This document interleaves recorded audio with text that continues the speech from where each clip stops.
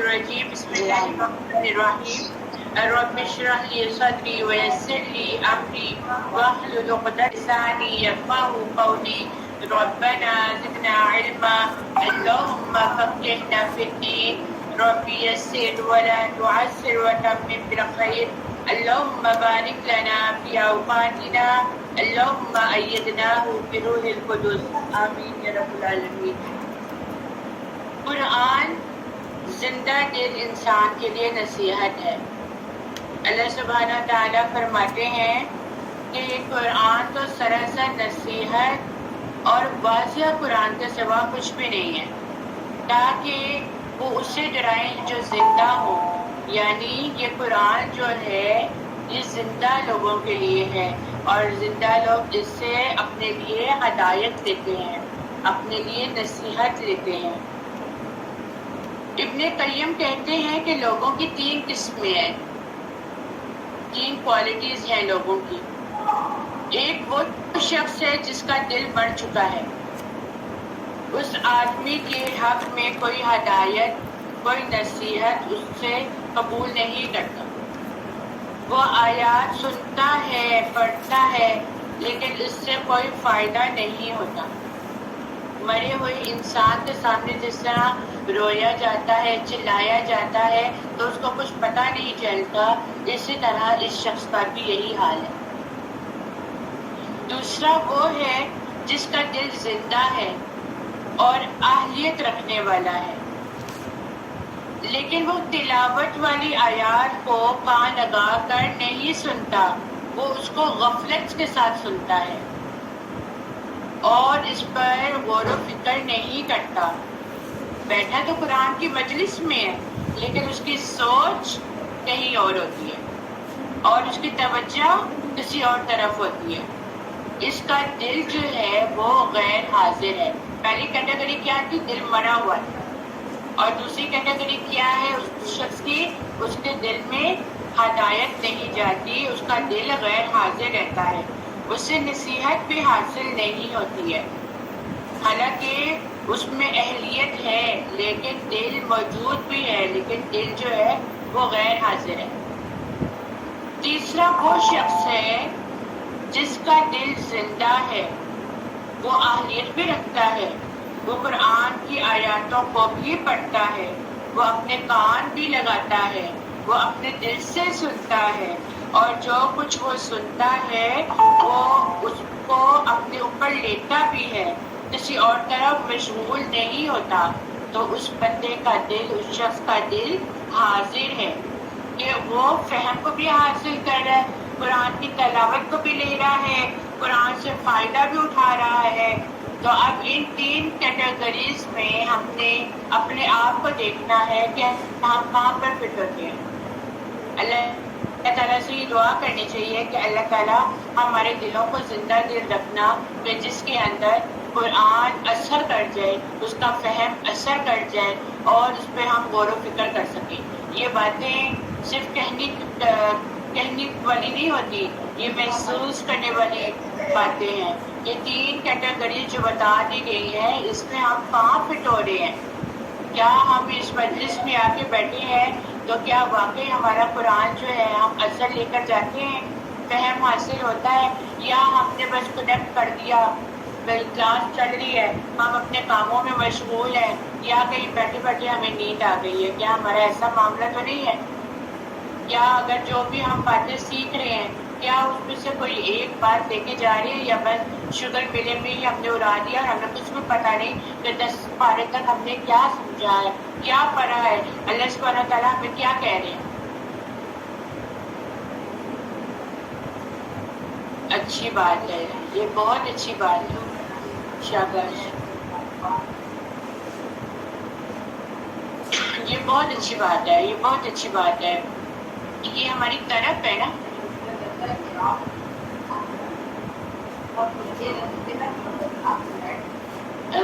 بعض لوگ لینا نہیں چاہتے ہیں نا، بعض لوگ اس میں شرم محسوس کرتے ہیں کہ کوئی ہمیں نصیحت کیوں کر رہا ہے.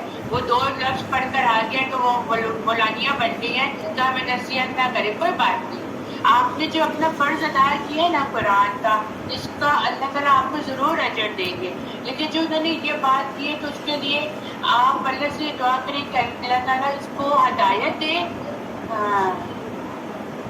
بس ہاں بالکل، دعائیں ماؤں کی دعائیں ضرور لگتی ہیں، لیکن بس وہ ہے کہ اللہ سبحانہ تعالیٰ نے کوئی ایک وقت ان کے لیے مقرر کیا ہوتا ہے، یا تو پھر حادثاتی طور پر کوئی ایسا کام ہو جاتا ہے جو اس کو اس طرف لے آتا ہے. حادثاتی کام بھی ہوتے ہیں جو انسان کی زندگی کو پلٹ دیتے ہیں. جب انسان کی زندگی کو پلٹ دیتے ہیں نا تو پھر اس کو احساس ہوتا ہے فلاں وقت میں میں نے کیا بات کی تھی اور اس کا اثر اب اللہ تعالیٰ نے ہمیں دکھا دیا. تو غم نہ کریں. دیکھیں نا ہمارے انبیاء کو کتنی تسلی دی گئی، ہمارے نبی پاک کو بار بار تسلی دی جا رہی ہے، لا تحزن ان اللہ معنا، کہ غم نہ کرو، آپ کا کام ہے دیتے جاؤ. کوئی لیتا ہے نہیں لیتا، وہ نہیں لے رہا تو یہ بھی سوچے کہ یہ اللہ ہی کی توفیق ہے جو اللہ تعالیٰ اس کو نہیں دے رہا. کسی کو زبردستی تو نہیں دے سکتے. آپ لوگوں نے کیا پڑھا قرآن میں؟ لا اکراہ فی الدین، دین میں کوئی جبر نہیں ہے. ہم زبردستی کسی کو کھینچ کے نہیں لا سکتے. اگر ہم زبردستی کسی کو کھینچ کے لے کر آئیں گے وہ اور مخالفت کرے گا اس چیز. تو یہ آپ کی بہت اچھی بات ہے. آپ بے شک آئے، لوگوں کی باتوں کو کریں، آپ نے غور نہیں کرنا. آپ اللہ کے ساتھ آپ کا یہ معاملہ ہے، ہمیشہ یاد رکھیے. جو آپ لوگ آ رہے ہیں نا، ہاں بالکل بالکل بالکل. اور یہ عمر ہے، وہ میری یہ عمر ہے، کو آپ نے نہیں لینا نہ لے، لیکن یہ میری عمر ہے. اب تو مجھے کرنا چاہیے نا. نہیں، اللہ تعالیٰ دیکھیے اس پر کتنا آپ کو اجر دیں گے، دل کو سکون ملتا ہے. غم نہ کرے، کوئی بات نہیں. یہ میری اولاد بھی کرتی ہے، لیکن میں پھر بھی آتی ہوں، کوئی بات نہیں. چلے، صحیح بات ہے، بالکل بالکل بالکل. چلے ہم اپنا 11واں پارہ اسٹارٹ کرتے ہیں تلاوت کے ساتھ. تلاوت کو بہت اچھے سے سنیے گا، بہت بہترین آج کا پارہ ہے. اور اس پارے میں آپ لوگوں کو بتاتی چلو بہت کم احکامات ہیں، لیکن وہ ایسے احکامات ہیں جو پیچھے گزر چکے ہیں، اسی کو ریپیٹ کیا جائے گا. اور اس میں ایسی ایسی باتیں ہیں، آپ سب نے اپنے دماغ کو، اپنے کانوں کو، اپنے دل کو کھول کے اپنے لیے ایک ایک چیز جو اس میں بتائی جائے گی آپ نے خود کے لیے محسوس کرنی ہے. اور آپ لوگوں سے میں پوچھوں گی اینڈ آف دی پارہ کہ آپ لوگوں نے اپنے آپ کو اس بارے میں کہاں پہ فٹ کیا ہے. ٹھیک ہے، تو اس لیے ہوش مندی سے آنکھیں کھلی رکھے، کان کھلی رکھے، ہر چیز کو لے. ٹھیک ہے، چلے تلاوت اسٹارٹ کیجیے. أعوذ بالله من الشيطان الرجيم. بسم الله الرحمن الرحيم. يعتذرون إليكم إذا رجعتم إليهم قل لا تعتذروا لن نؤمن لكم قد نبأ الله من أخباركم وسيرى الله عملكم ورسوله ثم تردون إلى عالم الغيب والشهادة فينبئكم بما كنتم تحلفون بكم إنهم لتعرض عنهم فاعرض عنهم إنهم وما أن جزاء بما كانوا يكسبون. وہ منافق تمہارے سامنے عذر پیش کریں گے جب تم ان کی طرف لوٹ کر جاؤ گے. اے نبی صلی اللہ علیہ وآلہ وسلم، ان سے کہہ دیجئے تم عذر پیش نہ کرو، ہم ہرگز تم پر یقین نہیں کریں گے. اللہ نے تمہارے حالات سے ہمیں آگاہ کر دیا ہے، اور اللہ جلد تمہارے عمل دیکھ لے گا اور اس کا رسول بھی. پھر تم چھپی اور کھلی باتیں جاننے والے کی طرف لوٹائے جاؤ گے، وہ تمہیں بتا دے گا جو تم عمل کرتے ہو. یہاں پر اللہ سبحانہ تعالیٰ منافقین کے امیر گروہ کا ذکر کر رہے ہیں جو پیچھے رہ گئے تھے. ان کے پاس اب کوئی بہانہ نہیں تھا پیچھے رہ جانے کا، تو ان کی معذرتیں بھی مانی نہیں جائیں گی، کیونکہ اللہ نے ان کے حالات سے آگاہ کر دیا ہے. اور اللہ کی بات ہمیشہ سچی ہوتی ہے، اللہ کوئی بات بھی غلط نہیں کرتا. اور تمہارے بہانے کا فائدہ کوئی بھی نہیں ہے، جو کتنے مرضی بہانے بنا لو کوئی فائدہ نہیں. یعنی کسی کا رویہ بتاتا ہے کہ اس کا رویہ کیسا ہے، اور اس کا رویہ کس طرح بتاتا ہے اس کے عمل کرنے سے، عمل سے آپ کی نیتوں کا پتہ چلتا ہے، عمل سے آپ لوگوں کے رویوں کا پتہ چلتا ہے۔ تو جب کوئی انسان برائی کرتا ہے تو اس کی برائی پر معافی جب مانگی جاتی ہے تو اللہ سبحانہ تعالیٰ بھی معاف کر دیتے ہیں۔ دوسرا یہ بھی ہوتا ہے یا تو پھر اللہ تعالیٰ معاف نہیں کرتا، یہ اللہ تعالیٰ کے اوپر ہے۔ پھر آگے کہا جاتا ہے کہ ان قریب وہ تمہارے لیے اللہ کی قسمیں کھائیں گے جب تم ان کی طرف پلٹو گے تاکہ تم ان سے درگزر کرو، چنانچہ تم ان سے درگزر ہی کرو۔ اب وہ کیا کرتے ہیں؟ اللہ کی قسمیں کھا کھا کر آئیں گے اور معافیاں مانگیں گے، اور یہاں پہ پھر یہی حکم دیا گیا کہ ان سے صرف درگزر ہی کرو، ان کو اگنور ہی کرو۔ بلا شبہ وہ ناپاک ہیں اور ان کا ٹھکانہ جہنم ہے، ان کاموں کے بدلے جو وہ کماتے رہے۔ وہ تمہارے لیے قسمیں کھائیں گے تاکہ تم ان سے راضی ہو جاؤ، سو اگر تم ان سے راضی ہو بھی جاؤ تو بھی اللہ ان لوگوں سے راضی نہیں ہوتا جو نافرمان ہے۔ لوگوں کا ڈر تو ہے، لوگ یہ نہ کہیں وہ نہ کہیں، اگر ہم نے ایسا کچھ کر دیا فلاں ناراض ہو جائے گا، فلاں ناراض ہو جائے گا۔ اللہ کا ڈر نہیں ہے ہمیں کہ اگر ہم کوئی غلط کام کریں گے جس کا اللہ تعالیٰ نے حکم نہیں دیا، ہم وہ کام کریں گے تو اللہ ناراض ہو جائے گا۔ ہم کہتے ہیں نہیں اللہ تو مان جاتا ہے، ہم غلطیاں کرنے تو خیر ہے، ابھی تو دنیا میں رہنے والے انسانوں کو تو خوش کریں، ان کے ساتھ ہماری بگاڑ نہ پیدا ہو، انہیں تو خوش کر لیں۔ اور پھر کیا ہوتا ہے، بعض اوقات ہمارے معاشرے میں بھی ایسی باتیں ہوتی رہتی ہیں اور لوگوں سے فائدہ بھی اٹھایا جاتا ہے، اپنے مفاد کے لیے، اپنے مفاد کے لوگوں سے فائدہ بھی اٹھا لیا اور پھر پیٹ پیچھے لوگوں کی باتیں بھی کرنا شروع کر دیا۔ ہم لوگوں کا رویہ کچھ ایسا ہی ہے۔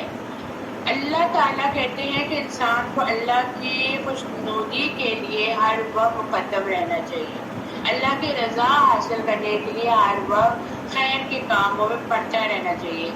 جو شخص اللہ کی ناراضگی کے پیچھے لوگوں کو خوش کرے گا اور اللہ بھی پھر ایسے لوگوں کو لوگوں کے حوالے ہی کر دیتا ہے، پھر اللہ کی پرواہ نہیں کرتا۔ یہ بڑی ڈرنے والی بات ہے کہ جو لوگ اللہ کی پرواہ نہیں کرتے، اللہ کے غصے کی پرواہ نہیں کرتے، وہ اس کو بہت زیادہ لائٹ لیتے ہیں، اس پہ سیریس نہیں ہوتے، تو اللہ سبحانہ تعالیٰ بھی ان کو لوگوں کے حوالے ہی کر دیتا ہے۔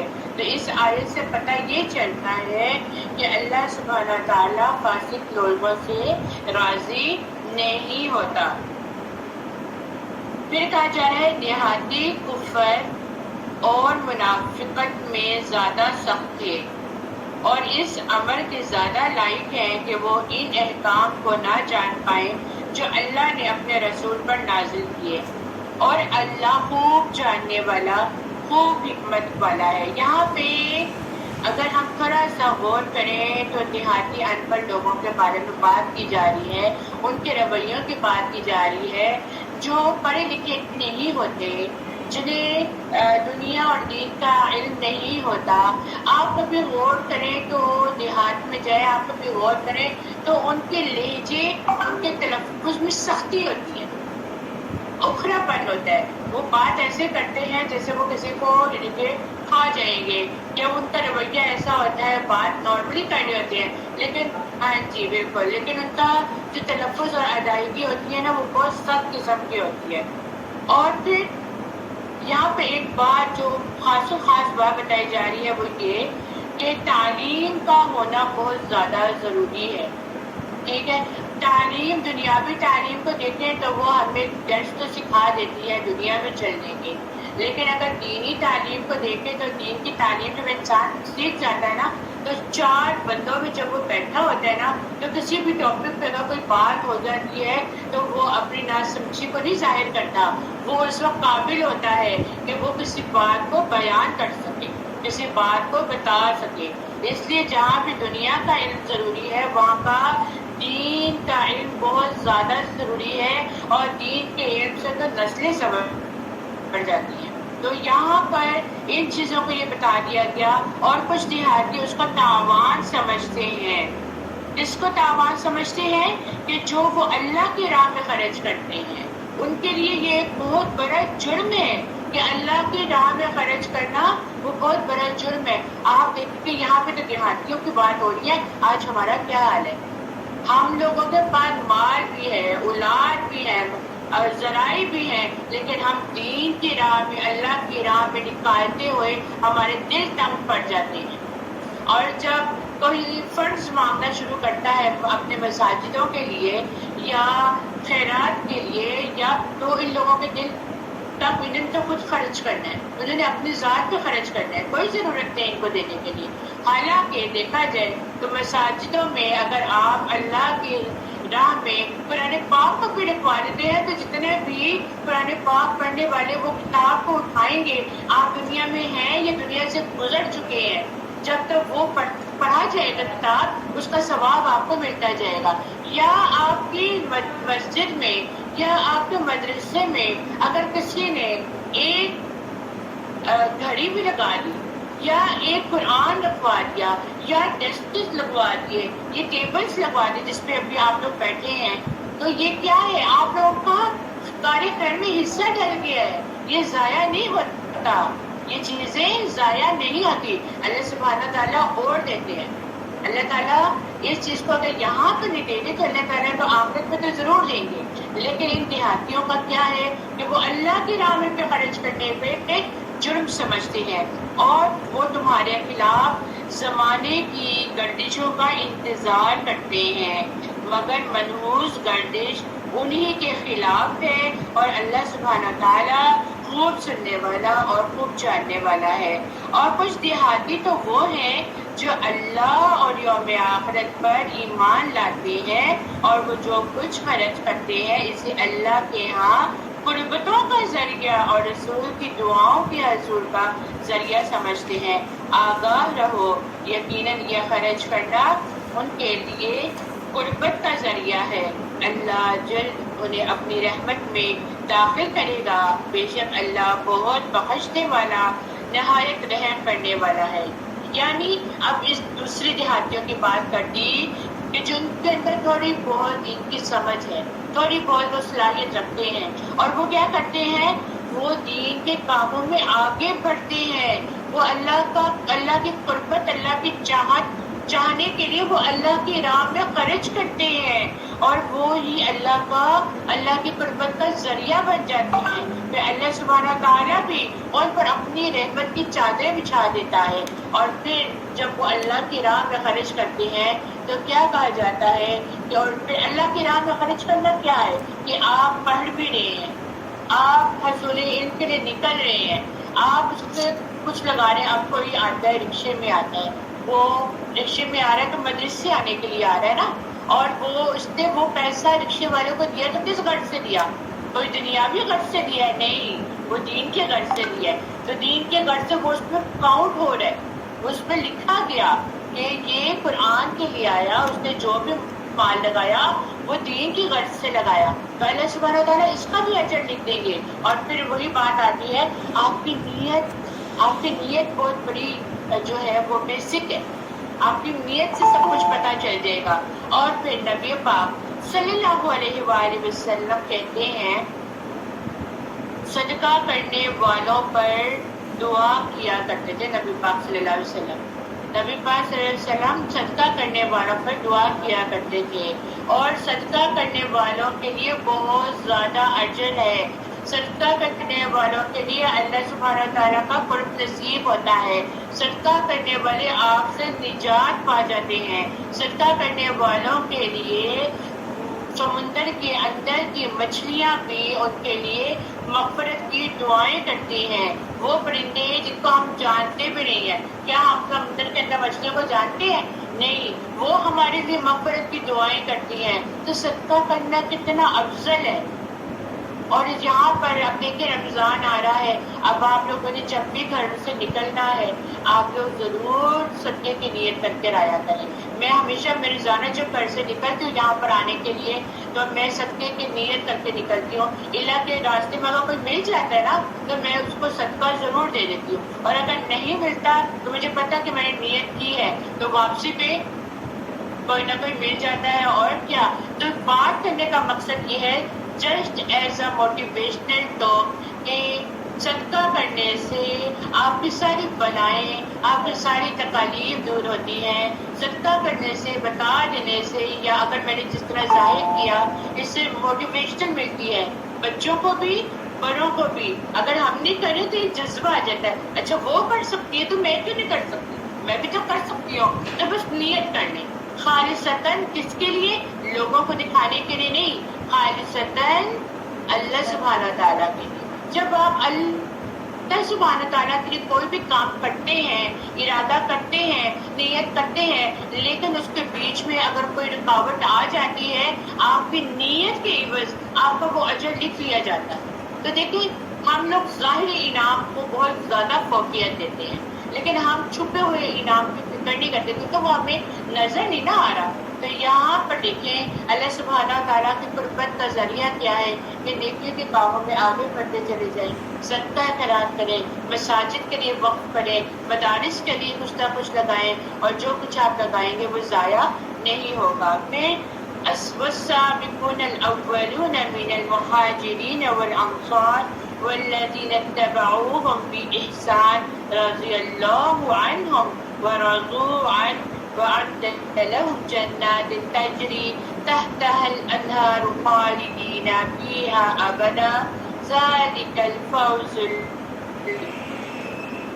السابقون الأولون. ابھی جو پہلے میں آئی ہوں تو یہ کام میں پڑھنے والی اول سبقت لے جانے والی ماشاءاللہ.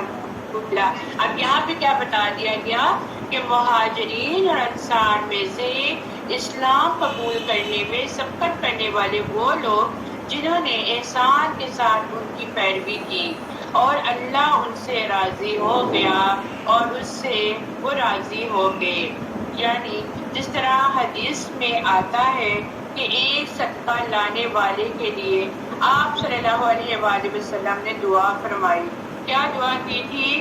اللہم صلی علی آل ابی اوفا، یعنی اے اللہ ابو اوفا کی آل پر رحمت نازل کر.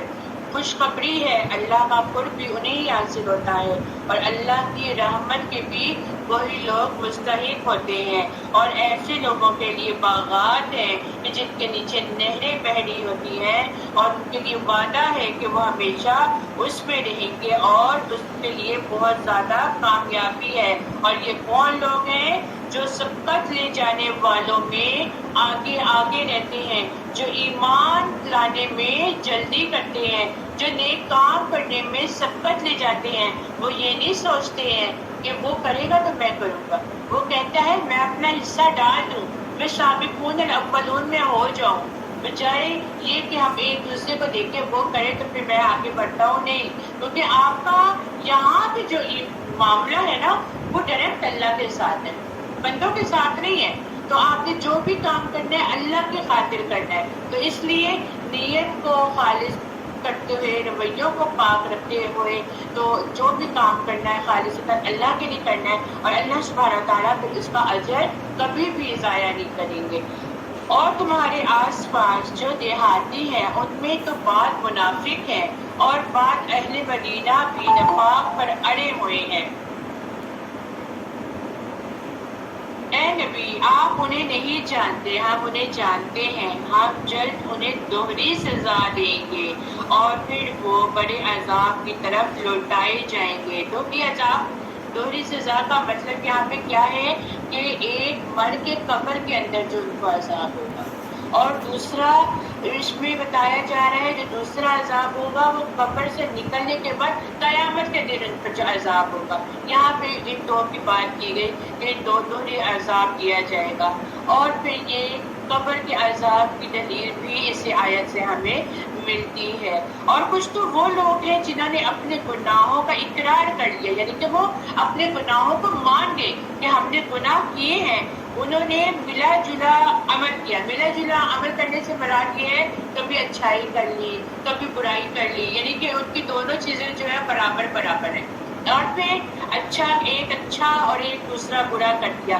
لیکن پھر کیا ہوا؟ ان پر امید ہے کہ اللہ ان کی توبہ قبول فرما لے گا. یقیناً اللہ بہت بخشنے والا اور نہایت رحم کرنے والا ہے۔ بعض اوقات ایسا ہوتا ہے نا کہ ہم کوئی اچھا کام کر جاتے ہیں اور بلا ارادہ ہم سوچے سمجھے بغیر ہم سے کوئی کام غلط بھی ہو جاتا ہے، لیکن اس کے اندر ہمارا کوئی ارادہ نہیں ہوتا، تو اس پہ کیا ہے کہ پھر اللہ سبحانہ تعالیٰ سے اچھا گمان رکھنا چاہیے۔ اللہ چاہے تو اللہ اس کے گناہ کو معاف کر دے، اللہ چاہے تو اللہ تعالیٰ اس کے بارے میں پوچھ بھی سکتے ہیں، لیکن انسان اچھا ہی گمان رکھے۔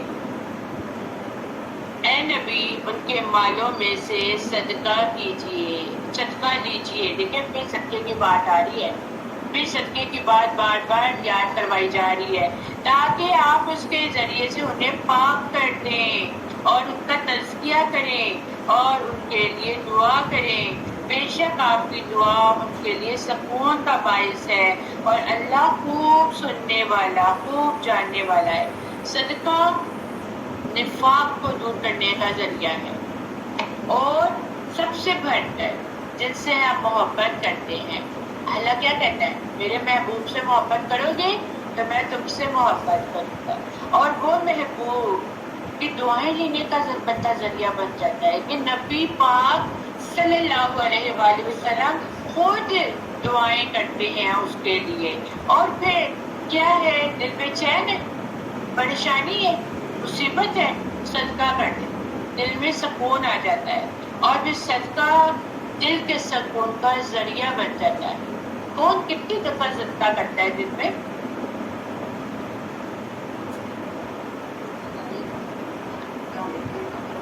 آپ جی کبھی کس طرح آپ صدقہ کرتی ہیں؟ اپنوں کے ساتھ، یعنی کہ راشن پانی کے حساب سے، یا اچھے اخلاق سے، خوشی سے بات کرنے سے صدقہ۔ صحیح، ماشاء اللہ۔ دیکھیں بالکل، دیکھیں صدقہ یہ نہیں ہے آپ کے پاس پیسے ہوں گے تبھی آپ صدقہ کریں گے، نہیں، کسی کے ساتھ بھلائی کا معاملہ کر لینا بھی صدقہ ہے، اور کچھ نہیں کر سکتے۔ ایک اسمائل، اس میں تو پیسے نہیں لگتے ہیں نا، ایک کسی کو اسمائل سے دیکھ لینا، اللہ اس کو میں دیکھتی ہوں، یہ بھی میرا صدقہ قبول ہو جائے گا۔ کسی کو ایک وہ دکھا رہی ہو نا، نہیں ہے بس بیٹھا ہوا، اس کو آدھا دے دو، آدھی کھجور ہی دے دو، یہ بھی صدقے میں کاؤنٹ کیا جاتا ہے۔ ضروری نہیں ہے مال ہی دو، نہیں، صدقے کے بڑے ذریعے ہیں۔ اگر نہیں ہے پیسے، کسی کی ایسی مدد کر دو، کسی کو کھانا کھلا دو، آپ کے دروازے پہ کوئی آیا ہے روٹی کھانی ہے، روٹی کھلا دو۔ اب دیکھیں آپ رمضان آ رہے ہیں، اپنے ارد گرد دیکھیں کون سا ایسا گھرانہ ہے جس کے گھر میں لوگ زیادہ ہیں لیکن ان کے پاس آمدنی کم ہے۔ نیت کر لینا کہ اللہ تعالیٰ اس رمضان میں اس گھر میں ایک ٹرے بنا کر بھیج دوں گی، کھانا کھلا دوں گی، ان کا روزہ کھلوا دوں گی، یہ بھی صدقے میں کاؤنٹ ہو جائے گا، یہ ضائع نہیں جاتا۔ اور دیکھیں جب آپ یہ کریں گی نا، آپ کے رزق میں کتنی برکت ہوتی ہے اور آپ کو دل کا سکون کتنا ملتا ہے۔ تو اس لیے کوئی بھی کام کرتے وقت صرف اپنی نیت کو خالص کر لیں اور ارادہ کر لیں کہ آپ وہ کام کس بنا پر کر رہے ہیں، اور باقی اللہ پہ چھوڑ دیں، اللہ قبول کرنے والی ذات ہے۔ پھر کہا جاتا ہے کیا انہیں معلوم نہیں کہ بے شک اللہ ہی اپنے بندوں کی توبہ قبول فرماتا ہے اور وہی صدقات لیتا ہے، اور یہ کہ بلا شبہ اللہ ہی بہت توبہ قبول کرنے والا، نہایت رحم کرنے والا ہے۔ سچی توبہ کیا ہوتی ہے؟ سچی توبہ کا مطلب کیا ہے؟ سچی توبہ تو وہ ہوتی ہے کہ کوئی نیک عمل کر کے صدقہ کرے۔ وہ کہتے ہیں نا، محاورہ ہے نا، نیکی کر دریا میں ڈال، تو بس باقی چھوڑ دیں، پھر جتائیں نہ کہ میں نے تمہارے لیے کیا۔ اب ہم لوگ کا رویہ کیا ہے؟ ہم لوگوں نے نیکی بھی کرنی ہے، تمہاری خاطر میں اس ٹائم پر نکلی ہوں جلدی، تمہاری خاطر میں نے وہ کام چھوڑ دیا تھا، بھائی کرنا تھا نا، اب کر دیا تو ظاہر کیوں کر رہے ہو؟ یہ تو پھر آپ نے نیکی ضائع کر دی۔ جب آپ نے کسی کے لیے کیا ہے تو اس کو جتائے نہیں کہ میں نے تمہاری خاطر کیا ہے، بس وہ معاملہ پھر اللہ پہ چھوڑ دے۔ وہ پھر اللہ پہ جب چھوڑتے ہیں تو وہ آپ کا اجر لکھا جاتا ہے، لیکن ایک تو آپ نیکی کر رہے ہیں، دوسری جگہ پہ آپ نیکی کو ضائع کر رہے ہیں۔ یہ ضائع ہونے والی بات ہے نا. میں نے تمہارے لیے یہ پکایا ہے, تمہیں اچھا لگتا ہے نا, میں تمہاری خاطر پکایا, مجھے تو نہیں اچھا لگتا, تمہاری خاطر نہیں پکایا, اس کے لیے پکایا تو ٹھیک ہے نا. پڑھ چکے ہیں, پیچھے پڑھ چکے ہیں. تو ان چیزوں پر دیکھیں, وہی چیزیں بار بار قرآن میں ریپیٹڈلی آتی ہیں اور یہ ہمیں یاد دہانی کرائی جاتی ہیں کہ بھئی اگر ہو گیا ہے نا تو دوبارہ ریمائنڈر دیا جا رہا ہے کہ اگر ایسا ہو گیا تو ہم اپنی اصلاح کر لو. آگے تلاوت سنتے ہیں. من أموالهم صدقة تطهرهم وتزكيهم بها وصل عليهم إن صلاتك سكن لهم والله سميع عليم. ألم يعلموا أن الله هو يقبل التوبة من عباده ويأخذ صدقة وأن الله هو التواب الرحيم. وقل اعملوا فسيرى الله عملكم ورسوله والمؤمنون وستردون إلى عالم الشهادة فينبئكم بما كنتم تعملون. اور اے نبی صلی اللہ علیہ وآلہ وسلم کہہ دیجئے تم عمل کرو, پھر اللہ تمہارے عمل کو عنقریب دیکھے گا اور اس کا رسول اور مومنین بھی, اور تم جلد اس کی طرف لوٹائے جاؤ گے جو چھپی اور کھلی باتیں جاننے والا ہے. پھر وہ تمہیں بتا دے گا کہ جو کچھ تم کرتے رہے ہو. آپ کوئی بھی عمل کر لیں, وہ آخر میں جب ہم اللہ سبحانہ تعالیٰ کے حضور حاضر ہوں گے, اس وقت ہر چیز ہماری کتاب کھلا سامنے کھول دی جائے گی. ایک بڑی اسکرین کی جیسے ٹی وی لگتا ہے نا, ویسے ٹی وی لگا دیا جائے گا اور ہمیں بتا دیا جائے گا یہ تم کچھ کرتے رہے ہو, اچھا کر رہے ہو, پھر بے غم ہو جاؤ. اللہ سبحانہ تعالیٰ دیکھ رہے ہیں اور اس کے مطابق ہی پھر اللہ تعالیٰ آپ کو جزا دیں گے. اور کچھ دوسرے لوگ ہیں جن کا معاملہ اللہ کا حکم آنے تک مؤخر کر دیا گیا, تو وہ انہیں سزا دے گا یا ان کی توبہ قبول کر لے گا, اور اللہ خوب جاننے والا, خوب حکمت والا ہے. اور وہ لوگ جنہوں نے ایک مسجد بنائی تاکہ مسلمانوں کو ضرر پہنچائیں اور کفر پھیلائیں اور مومنوں کے درمیان تفرقہ ڈالیں اور اس شخص کے لیے گھات لگائیں جو اس سے پہلے اللہ اور اس کے رسول سے لڑ چکا ہے. یہاں پہ کیا بات کی جا رہی ہے کہ اس میں منافقین کی ایک بہت ہی گندی حرکت کا بیان کیا جا رہا ہے, کبھی حرکت کا بیان کیا جا رہا ہے کہ انہوں نے ایک جو مسجد بنائی اور نبی پاک صلی اللہ علیہ وآلہ وسلم کو یہ باور کروا دیا کہ بارش کی وجہ سے, سردی اور مختلف قسم کے موقع پر بیمار آ جاتے ہیں, ضعیف آ جاتے ہیں, کمزور آ جاتے ہیں, تو زیادہ دور آنے سے دقت محسوس کرتے ہیں, تو یہاں پہ ان کی سہولت کے لیے مسجد بنا دی جائے, آپ وہاں چل کر نماز پڑھیں تاکہ ہمیں برکت حاصل ہو. وہ منافقین نبی پاک صلی اللہ علیہ وسلم کو کہتے ہیں کہ یہ ہم نے مسجد بنائی ہے فلاں کے لیے. انہوں نے بتا دیا کہ یہ اس مقصد کے لیے مسجد بنائی ہے, اور پھر کہتے ہیں کہ آپ وہاں پہ جا کے نماز پڑھائیں تاکہ برکت حاصل ہو. تو اس وقت کیا تھا, آپ اس وقت تبوک کے نقاب میں تھے, آپ نے واپسی پہ نماز پڑھنے کا وعدہ فرمایا, لیکن واپسی پہ وحی نازل ہو جاتی ہے. دیکھیں اللہ تعالیٰ کتنا مہربان ہے کہ اللہ تعالیٰ نے اپنے محبوب کو بچا لیا.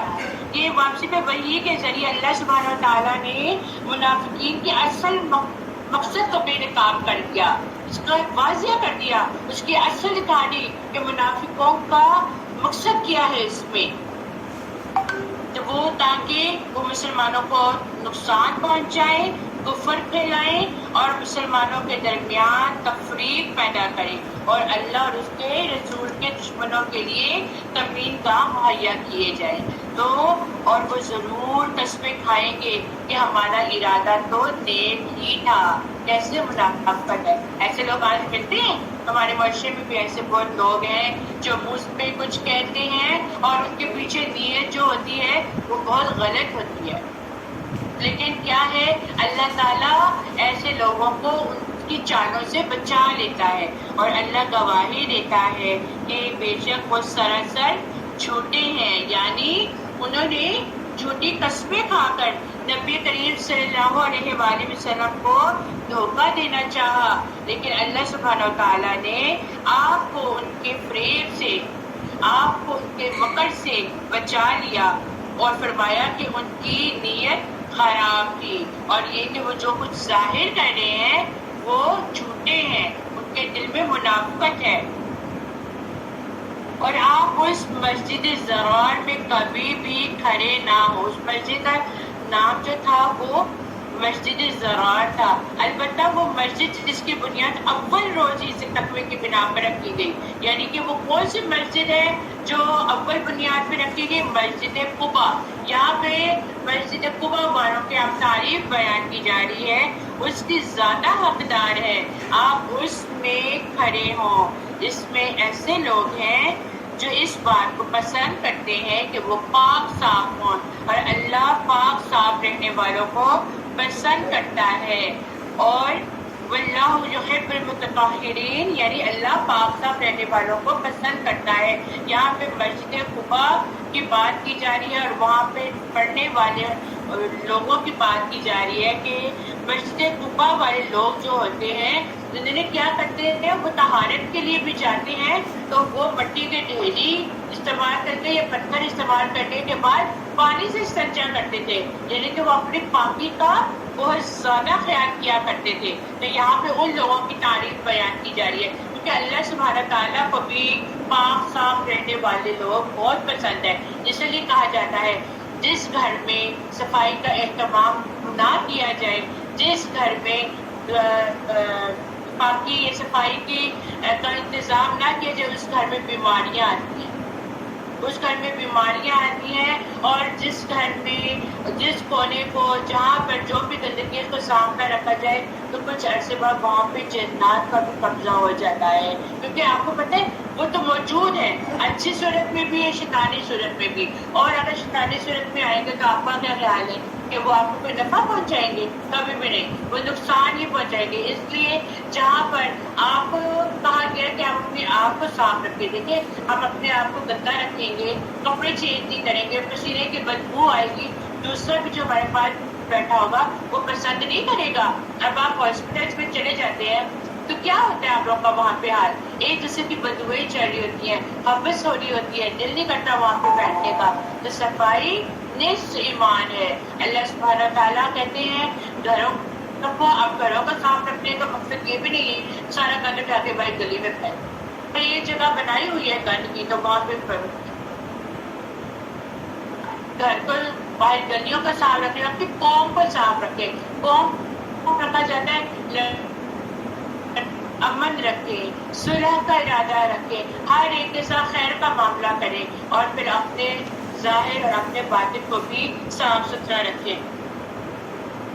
أَفَمَنْ أَسَّسَ بُنْيَانَهُ عَلَىٰ تَقْوَىٰ مِنَ اللَّهِ وَرِضْوَانٍ خَيْرٌ أَمْ مَنْ أَسَّسَ بُنْيَانَهُ عَلَىٰ شَفَا جُرُفٍ هَارٍ، کیا بھلا وہ شخص جس نے اپنی عمارت کی بنیاد اللہ کے تقویٰ اور اس کی رضا پر رکھی وہ بہتر ہے، یا وہ شخص جس نے اپنی عمارت کی بنیاد دریا کے کھوکھلے کرنے والے کنارے پر رکھی پھر وہ اسے جہنم کی آگ میں لے گرا۔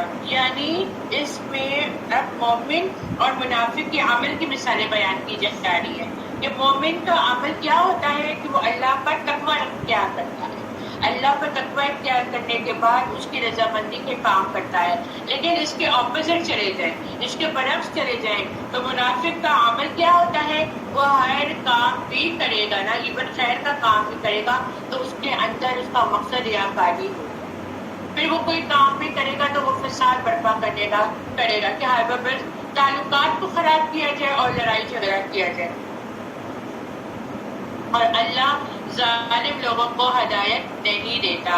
انہوں نے جو عمارت بنائی تھی وہ ہمیشہ ان کے دلوں میں شک ڈالے رکھی، اللہ یہ کہ ان کے دل ٹکڑے ٹکڑے ہو جائیں گے، اور اللہ خوب جاننے والا، خوب حکمت والا ہے۔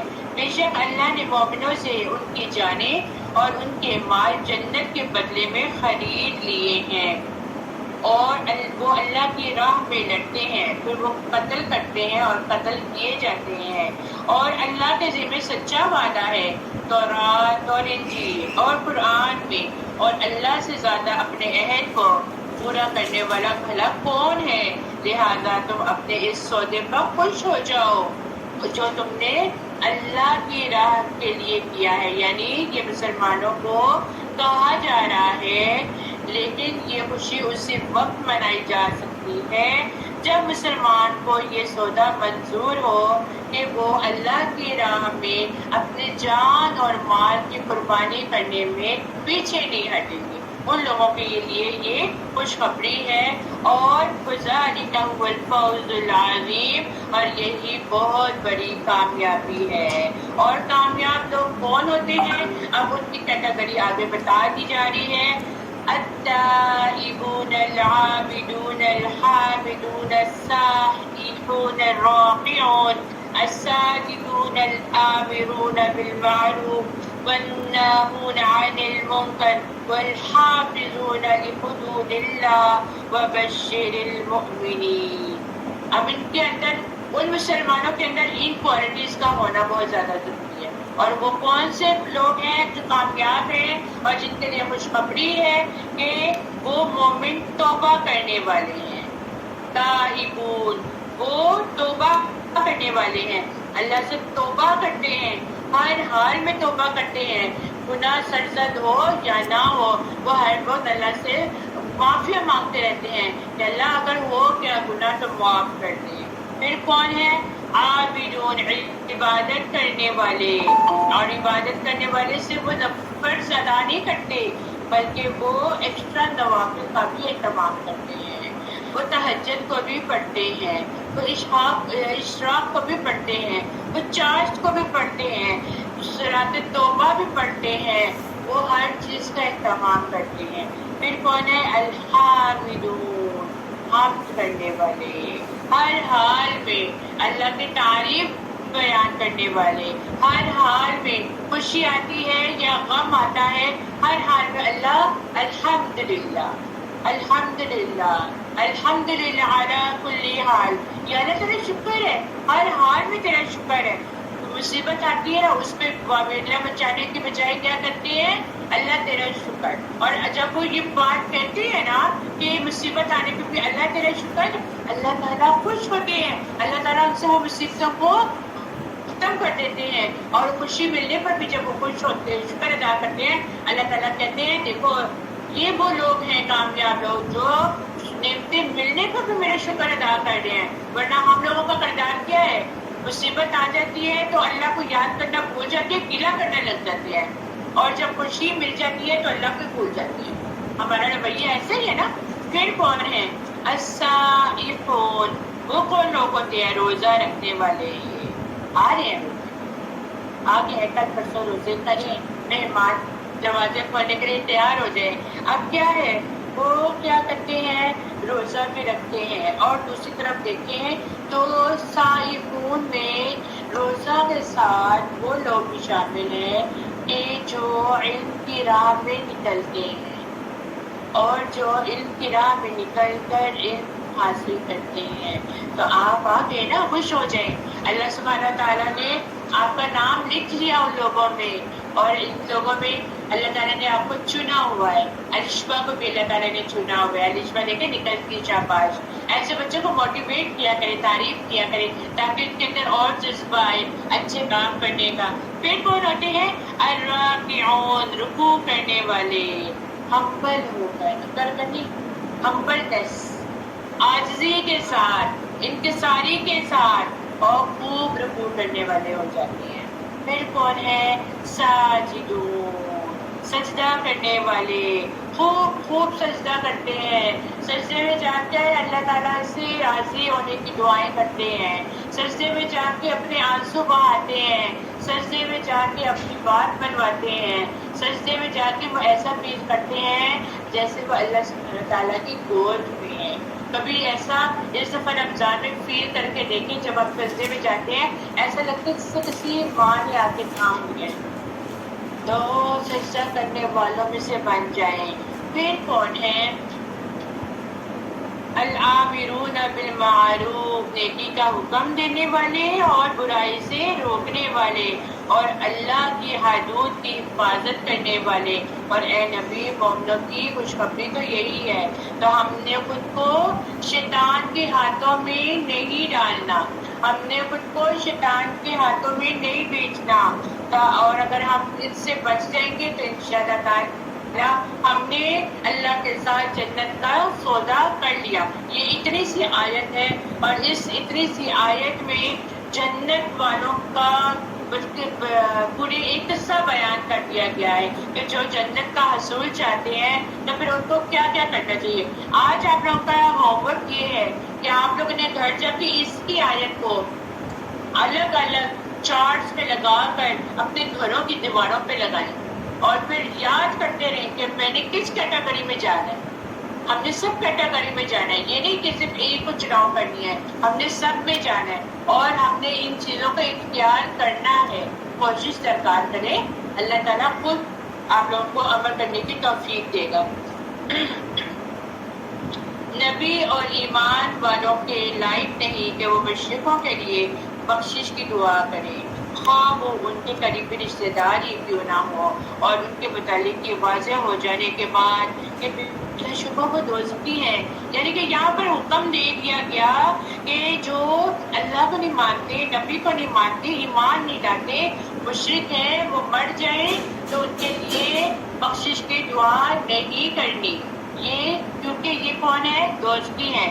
اس کے پیچھے اس کا شان نزول کیا ہے کہ صحیح بخاری میں آتا ہے کہ جب نبی کریم صلی اللہ علیہ وآلہ وسلم کے چچا ابو طالب کا آخری وقت آیا تو نبی کریم ان کے پاس گئے، جبکہ ان کے پاس ابو جہل اور عبداللہ بن ابی امیہ بھی بیٹھے ہوئے تھے۔ آپ نے فرمایا، چچا جان لا الہ الا اللہ پڑھ لیں تاکہ میں اللہ کے ہاں آپ کے لیے حجت پیش کر سکوں۔ ابو جہل اور عبداللہ بن ابی امیہ نے کہا، اے ابو طالب، کیا عبد المطلب کے مذہب سے انحراف کرو گے؟ مرتے وقت یہ کیا کرنے لگے ہو؟ تو ابو طالب نے آخری بات یہ کہی کہ میں عبد المطلب کے دین پر قائم ہوں، اور لا الہ الا اللہ کہنے سے انکار کر دیا۔ نبی کریم صلی اللہ علیہ وآلہ وسلم نے فرمایا، جب تک اللہ کی طرف سے مجھے روک نہ دیا جائے میں آپ کے لیے استغفار کرتا رہوں گا۔ جس پر پھر یہ آیت نازل ہوئی جس میں مشرکین کے لیے مغفرت کی دعا کرنے سے روک دیا گیا تھا۔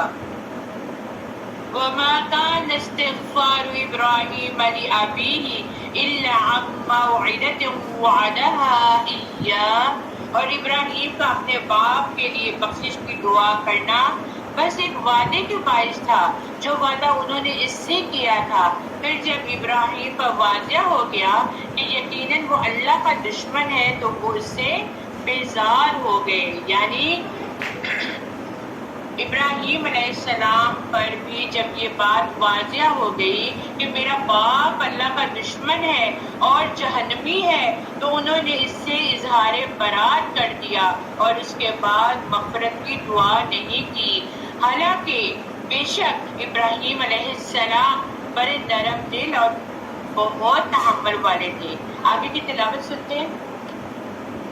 وما كان الله ليضل قوما بعد إذ هداهم حتى يبين لهم ما يتقون إن الله بكل شيء عليم إن الله له ملك السماوات والأرض يحيي ويميت وما لكم من دون الله من ولي ولا نصير لقد تاب الله على النبي والمهاجرين والأنصار الذين اتبعوه في ساعة عسرة من بعد ما كاد يزيغ قلوب فريق منهم ثم تاب عليهم إنه بهم رؤوف رحيم۔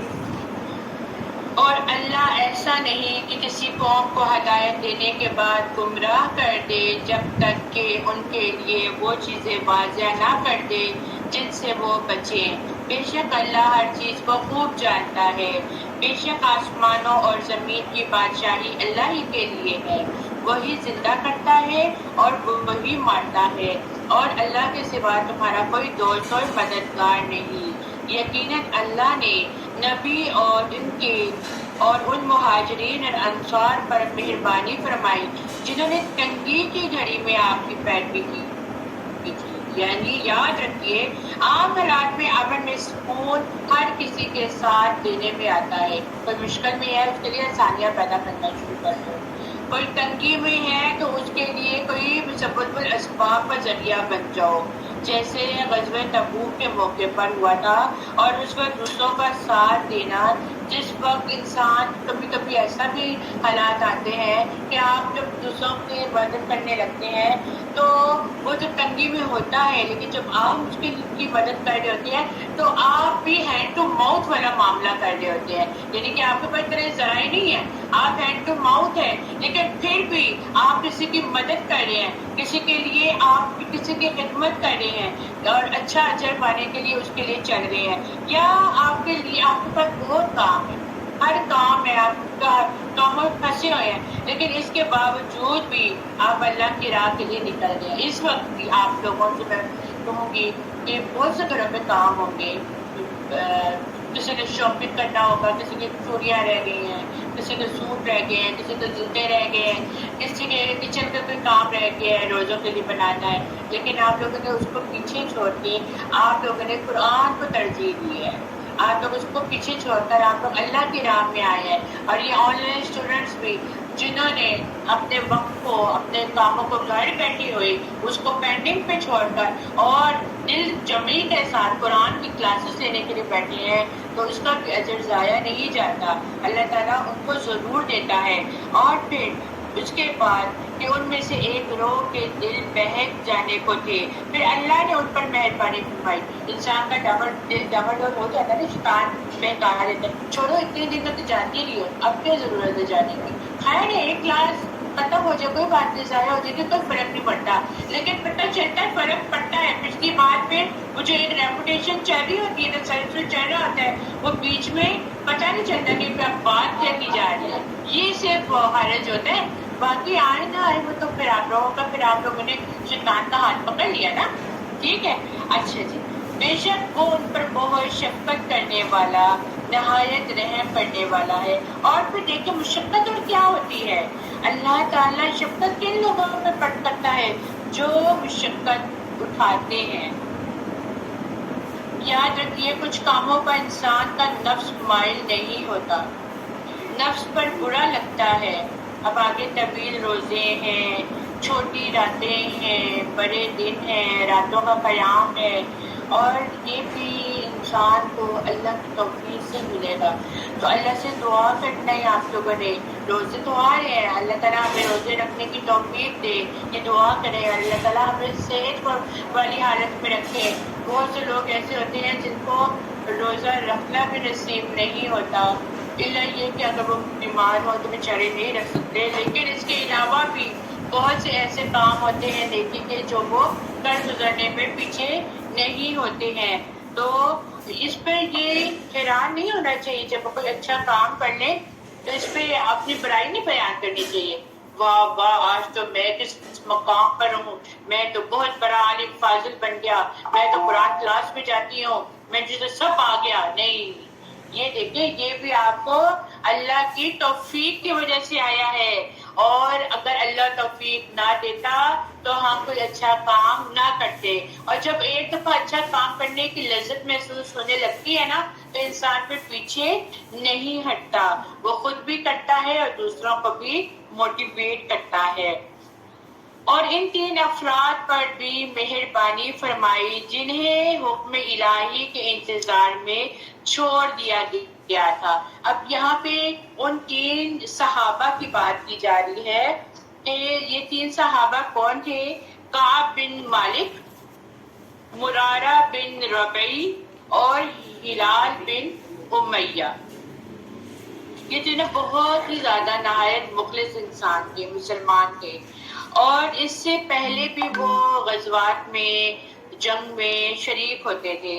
اور اس غزوہ تبوک میں صرف جو ہے کسی مصلحت کے پیچھے وہ شریک نہ ہو سکے. بعد میں انہیں اپنی غلطی کا احساس ہوا تو سوچا کہ ایک غلطی پیچھے رہنے کی وجہ سے ہو گئی ہے، لیکن اب منافقین کی طرح رسول پاک صلی اللہ علیہ وآلہ وسلم کے خدمت میں جھوٹا بہانہ پیش کرنے کی غلطی نہیں کرنی چاہیے. دیکھیں غلطی ہو گئی ہے، اب اس پر کوئی اور بہانہ بنا کر آگے اپنے جھوٹ کو نہیں چھپانا چاہیے. یہ ہمیں سمجھایا جا رہا ہے، اس واقعے سے یہ ہمیں سمجھایا جا رہا ہے. ایک غلطی تو سرزد ہو گئی ہے، اب آگے ہم نے ٹیچر کے پاس جانا ہے اور ٹیچر کو جا کے بتانا ہے کہ بھئی کیا وجہ ہوئی تھی، اور اس کے اوپر ہم ایک اور بہانہ بنا دیں. تو یہ غلط ہے، یہ جھوٹ میں آ جاتا ہے. اب جس طرح چھٹی کرنی اسکول سے فون آ جائے تو کہہ دو جی بچی بیمار ہے، یہ بھی جھوٹ میں آ جاتا ہے.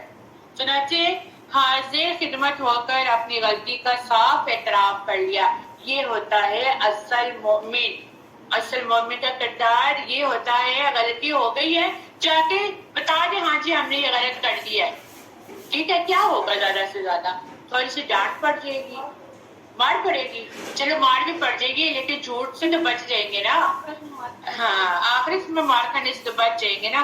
اور اس کی سزا کے لیے اپنے آپ کو پیش کر دیا.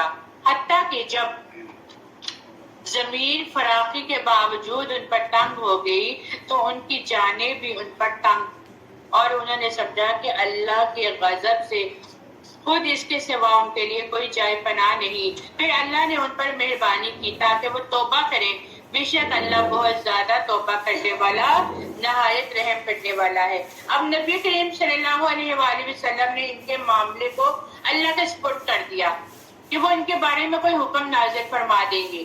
تاہم اس دوران میں آپ نے صحابہ کرام کو ان تینوں افراد سے تعلق قائم کرنے حتیٰ کہ بات چیت کرنے سے بھی روک دیا.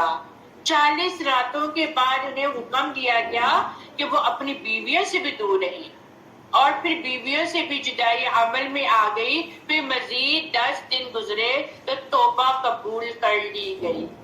یعنی 40 دنوں بعد توبہ قبول کر لی گئی اور اس پر پہ یہ آیت جو تھی وہ نازل ہوئی. پھر آگے کہا جا رہا ہے یا ایھا الذین آمنوا اتقوا اللہ وکونوا مع الصادقین. اے لوگو جو ایمان لائے ہو اللہ سے ڈرو اور سچ بولنے والوں کے ساتھ ہو جاؤ.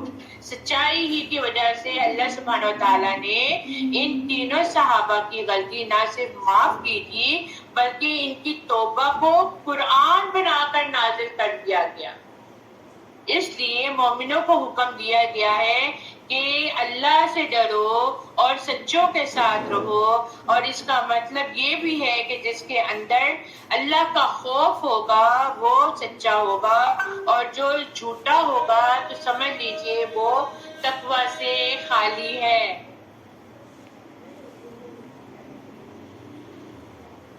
آپ لوگوں نے کو جو بچوں کو اس طرح کی کوئی تھوڑی دیر بعد کوئی شرارت سوچتی ہے نا، وہ کلاس سے تھوڑی دیر کے لیے نا باہر چلے جایا کریں تاکہ ہماری جو یہاں کا تسلسل ہے وہ ٹوٹے نا. ٹھیک ہے، اس کی وجہ سے میں جہاں پہ ڈسٹرب ہوتی ہوں وہاں پہ میرے ساتھی بھی ڈسٹرب ہوتے ہیں اور پڑھنے والے بچے بھی ڈسٹرب ہوتے ہیں. تو آپ لوگوں سے گزارش ہے کہ جن کو کوئی بھی مسئلہ ہوتا ہے نا وہ تھوڑی دیر اٹھ کے نا کمرے سے باہر چلے جایا کریں. ما كان لأهل المدينة ومن حولهم من الأعراب أن يتخلفوا عن رسول الله ولا يرغبوا بأنفسهم عن نفسه. اہل مدینہ اور ان کے آس پاس رہنے والے دیہاتیوں کے لائق نہیں تھا کہ وہ جہاد میں رسول اللہ صلی اللہ علیہ وآلہ وسلم سے پیچھے رہ جائیں، اور نہ یہ جائز کہ اپنی جانوں کو نبی کی جان سے زیادہ عزیز رکھیں. یہ اس لیے کہ یہ بلا شبہ وہ لوگ ہیں کہ انہیں اللہ کی راہ میں جو بھی پیاس اور تھکاوٹ اور بھوک کی تکلیف پہنچتی ہے، اور وہ جو بھی ایسی جگہ رونتے ہیں جو کافروں کو سخت ناگوار ہو، اور وہ دشمن سے جو بھی کامیابی حاصل کرتے ہیں اس کے بدلے میں ان کے نیک عمل لکھا جا چکا ہے. اور بے شک اللہ محسنین کا اجر ضائع نہیں کرتا. تو یاد رکھیے نیک اعمال کا اجر थकावट के मुताबिक ही मिलता है। आप जितना अपने आप को थकाएंगे, जितना अपने आप को नेक कामों में अपनी जिस्मानी ताकत को लगाएंगे, उतना ही आपको उसका अजर मिलेगा। और आप जो यहाँ पर चल कर आए, गर्मी में अपने कामों को छोड़ कर आए, जितना भी आप मशक्कत कर रहे हैं, अल्लाह सुब्हानहू व तआला आपको उतना ही अजर देगा। क्योंकि सोचने की बात यह है, ये आयतें सिर्फ पिछलों के लिए नहीं है, ये आयतें जो सुनाई जा रही हैं, जो पढ़ी जा रही हैं, ये आयतें मेरे लिए और आपके लिए हैं। सिर्फ मेरा चीखना चिल्लाना नहीं है। इसको बताने का मकसद क्या है कि हमने अपनी आप को टेस्ट करना है। जैसे कि मैंने शुरू में ही कहा दिया था कि इसमें कमाल तो है, लेकिन जो बातें की जा रही हैं उसमें अपने आप को रख के ढूंढे कि आप लोग कहाँ पर फिट हो रहे हैं। यहाँ पर अल्लाह आउटपुट को नहीं देखता, अल्लाह आपके अमाल को देखता है, आपके अंदरून को देखता है, आपकी नीयत को देखता है। और नेक नीयत करने वालों का अजर भी उसी तरह ही मिलेगा जितनी उसने अपने लिए मुशक्कत की होगी। वला यनफिकून नफक़तन सगीरतन वला कबीरतन वला यक़तऊन वादियन इल्ला कुतिब लहुम लियजज़ियहुमुल्लाहु अहसन मा कानू यअमलून। और वो जो भी छोटा और बड़ा खर्च करते हैं और वो जो भी वादी तय करते हैं, सब उनके लिए लिखा जा चुका है, ताकि अल्लाह उन्हें उन कामों की बेहतरीन जज़ा दे जो वो करते हैं।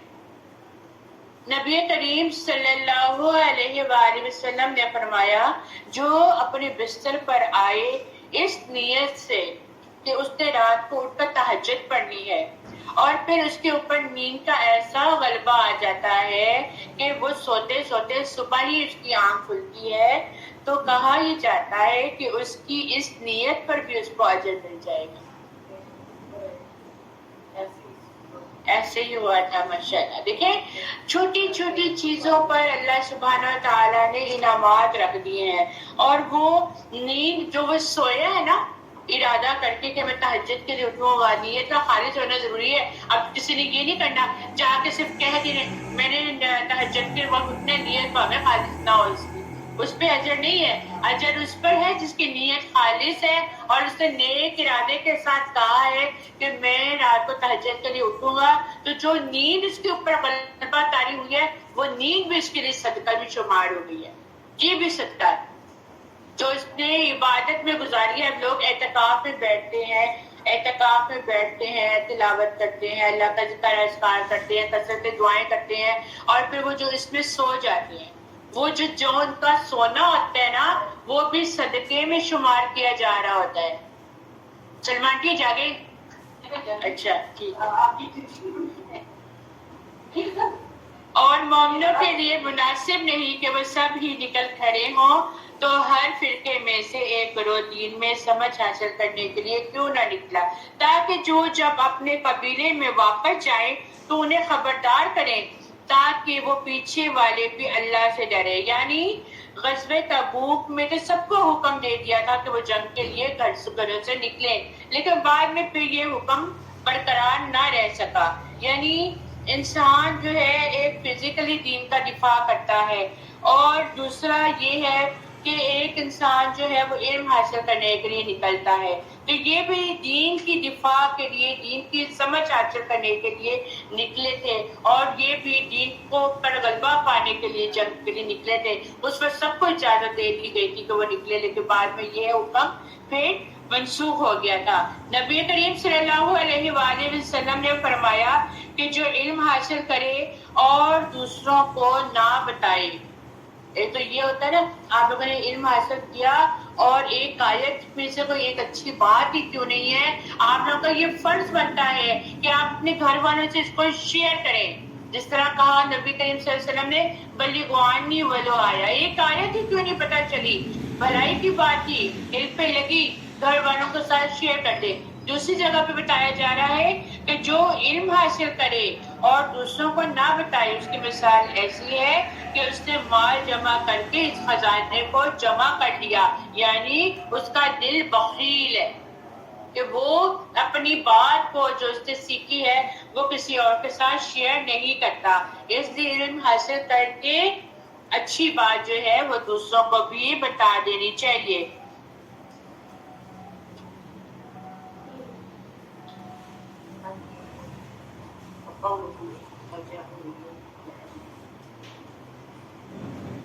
اور تاکہ یہ لوگ اپنی قوم کو جب کہ وہ ان کے پاس آئے ڈرائے تاکہ وہ ڈر جائے. یا ایھا الذین آمنوا قاتلوا الذین یلونکم من الکفار ولیجدوا فیکم غلظۃ.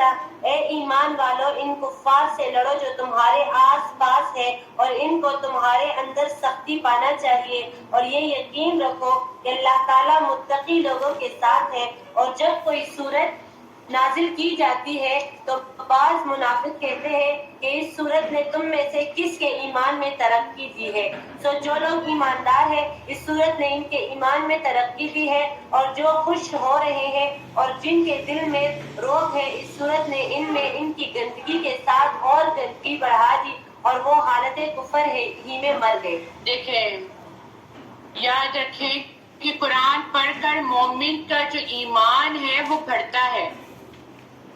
مومن کا ایمان بڑھتا ہے اور مومن کا نفاق بڑھتا ہے. یعنی کہ وہ اس کی نیکیوں میں سبقت لے جانے کی کوشش کرتا ہے. اور ہمیں یہ بھی سوچنا چاہیے کہ ہم اس وقت صف میں کھڑے ہیں. 3 باتیں جس میں ہوں اللہ اس کے ایمان کو بڑھا دیتا ہے. سب سے پہلا علماء کی صحبت.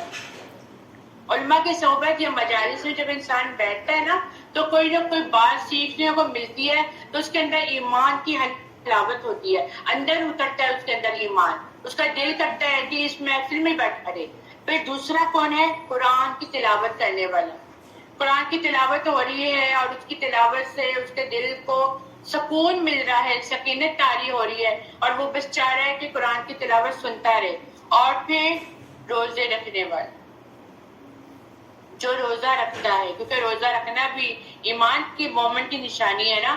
تو مومن ہی جو ہے وہ روزہ رکھتے ہیں, اپنے آپ کو ہر چیز سے پاک رکھتے ہیں نا.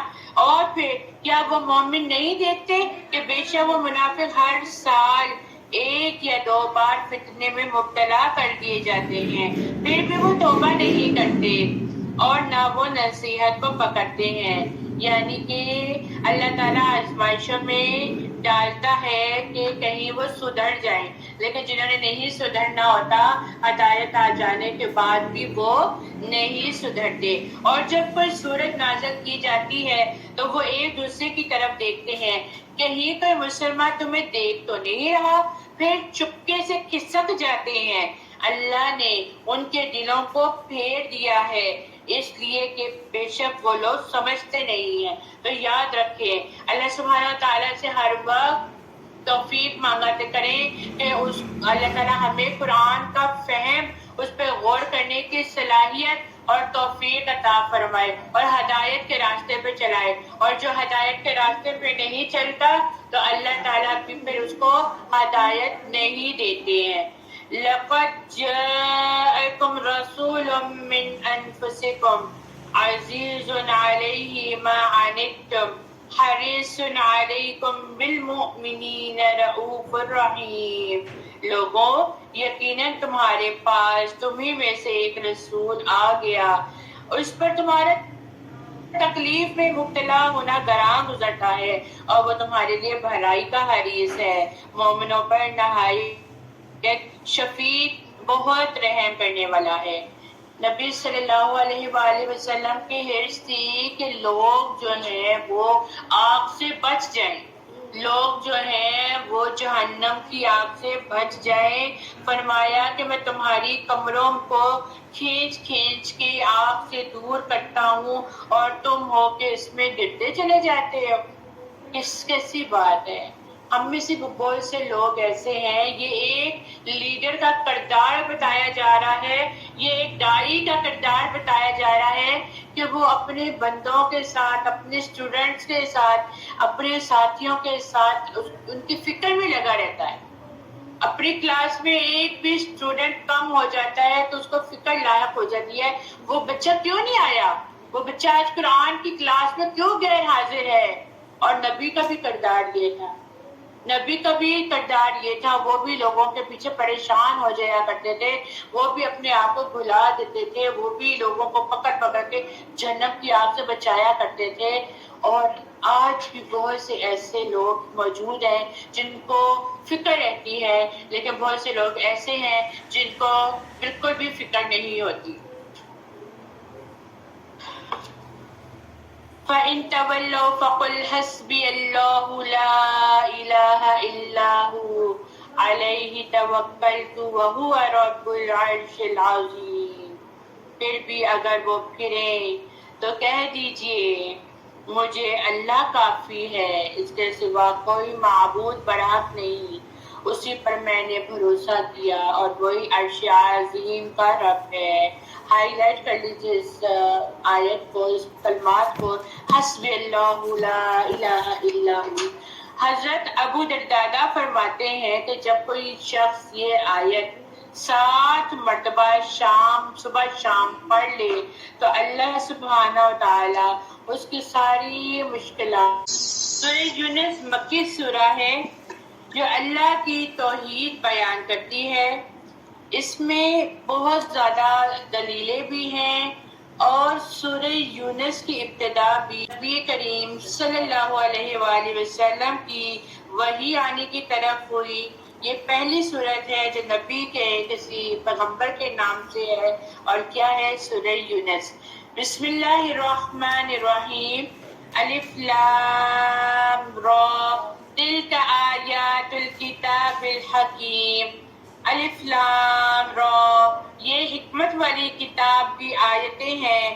کیا لوگوں کے لیے یہ تعجب کی بات ہے کہ ہم نے ان میں سے ایک آدمی کی طرف وحی بھیجی کہ آپ لوگوں کو ڈرائیں اور ان لوگوں کو خوشخبری دیں جو ایمان لائے کہ بے شک ان کے لیے ان کے ہاں سچائی کا مرتبہ ہے۔ کافروں نے کہا بے شک یہ تو یقیناً صاف جادوگر ہیں۔ آپ شروع سے پڑھتے آ رہے ہیں کہ کافروں نے کبھی بھی انبیاء علیہ السلام کی بات کو سچا نہیں مانا۔ ہر دور میں ہر ٹائم پر انہوں نے یہی کہا یا تو یہ کھلم کھلا جادو ہے، یا تو یہ ہمارے جیسا انسان ہے، ان انسانوں کو کیوں وحی نازل ہوئی، ان انسانوں کو کیوں رسول بنایا گیا، فرشتوں کو کیوں نہیں بنایا گیا۔ ہر طرح سے یہ لوگ اعتراضات کرتے آ رہے ہیں۔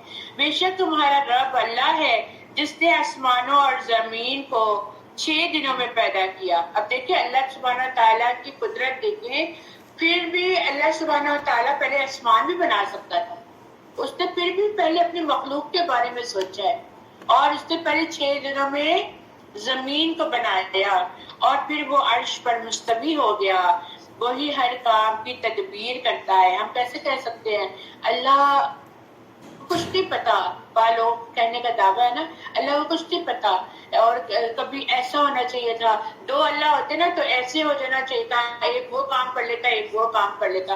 والوں کے حالات ایسے ہیں تو ایسے کفری کلمات بھی بولتے ہیں۔ اور سوچے تھوڑی دیر کے لیے آپ کہ اگر 2 اللہ نعوذ باللہ ہوتے تو دنیا کا، کائنات کا نظام ہی درہم برہم ہو جاتا، ہر وقت یہاں پہ فساد ہی بڑھتا رہتا۔ پھر کوئی سفارشی نہیں بن سکتا بغیر اس کی اجازت کے، یہی اللہ ہے تمہارا رب، چنانچہ تم اسی کی عبادت کرو۔ پھر کیا تم نصیحت نہیں پکڑتے؟ تم سب کو اسی کی طرف لوٹ کر جانا ہے۔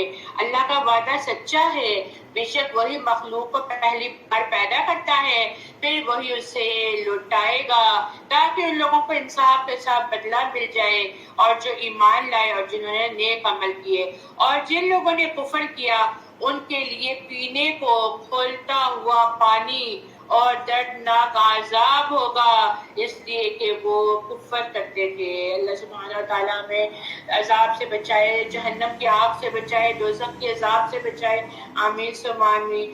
وہی ہے اللہ جس نے سورج کو نہایت روشن بنایا اور چاند کو نور بنایا اور اس کی منزلیں مقرر کی تاکہ تم سالوں کی گنتی اور حساب معلوم کر سکو۔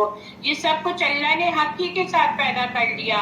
وہ اپنی آیت تفصیل سے ان لوگوں کے لیے بیان کرتا ہے جو جانتے ہیں۔ بے شک رات اور دن کے بدل بدل کر آنے جانے میں اور جو کچھ اللہ نے آسمان و زمین میں پیدا کیا ہے اس میں البتہ نشانیاں ہیں ان لوگوں کے لیے جو ڈرتے ہیں. کبھی غور کیا اللہ کی نشانیاں؟ آسمان و زمین، صبح ہوتی ہے، صبح جب ہوتی ہے، جب سورج طلوع ہونے والا ہوتا ہے اس وقت آسمان کا رنگ کیسا ہوتا ہے، جب سورج پورا آ جاتا ہے اس وقت آسمان کا رنگ کیسا ہوتا ہے، جب دوپہر ہونے لگتی ہے تو اس وقت سورج کی تپش کیسی ہوتی ہے، اور پھر 2 بجے کے بعد تب دھوپ کی تپش کیسی ہوتی ہے.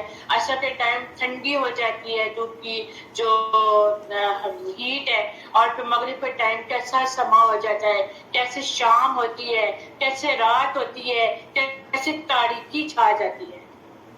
یہ کیا ہے؟ یہ اللہ کی نشانی ہے. کھا رہے ہیں، پی رہے ہیں، دنیا کے سب کام کر رہے ہیں، ہر کام ہو رہا ہے، سب کچھ آ رہا ہے، گھر بھرے ہوئے ہیں، کسی چیز کی کمی نہیں ہے، پانی پی رہے ہیں. یہ کیا ہے؟ ہم کھا رہے ہیں. سب سے بڑی نشانی تو یہ ہے ہم کھاتے ہیں تو ہضم ہوتا ہے پھر کھاتے ہیں. یہ سانس لے رہے ہیں.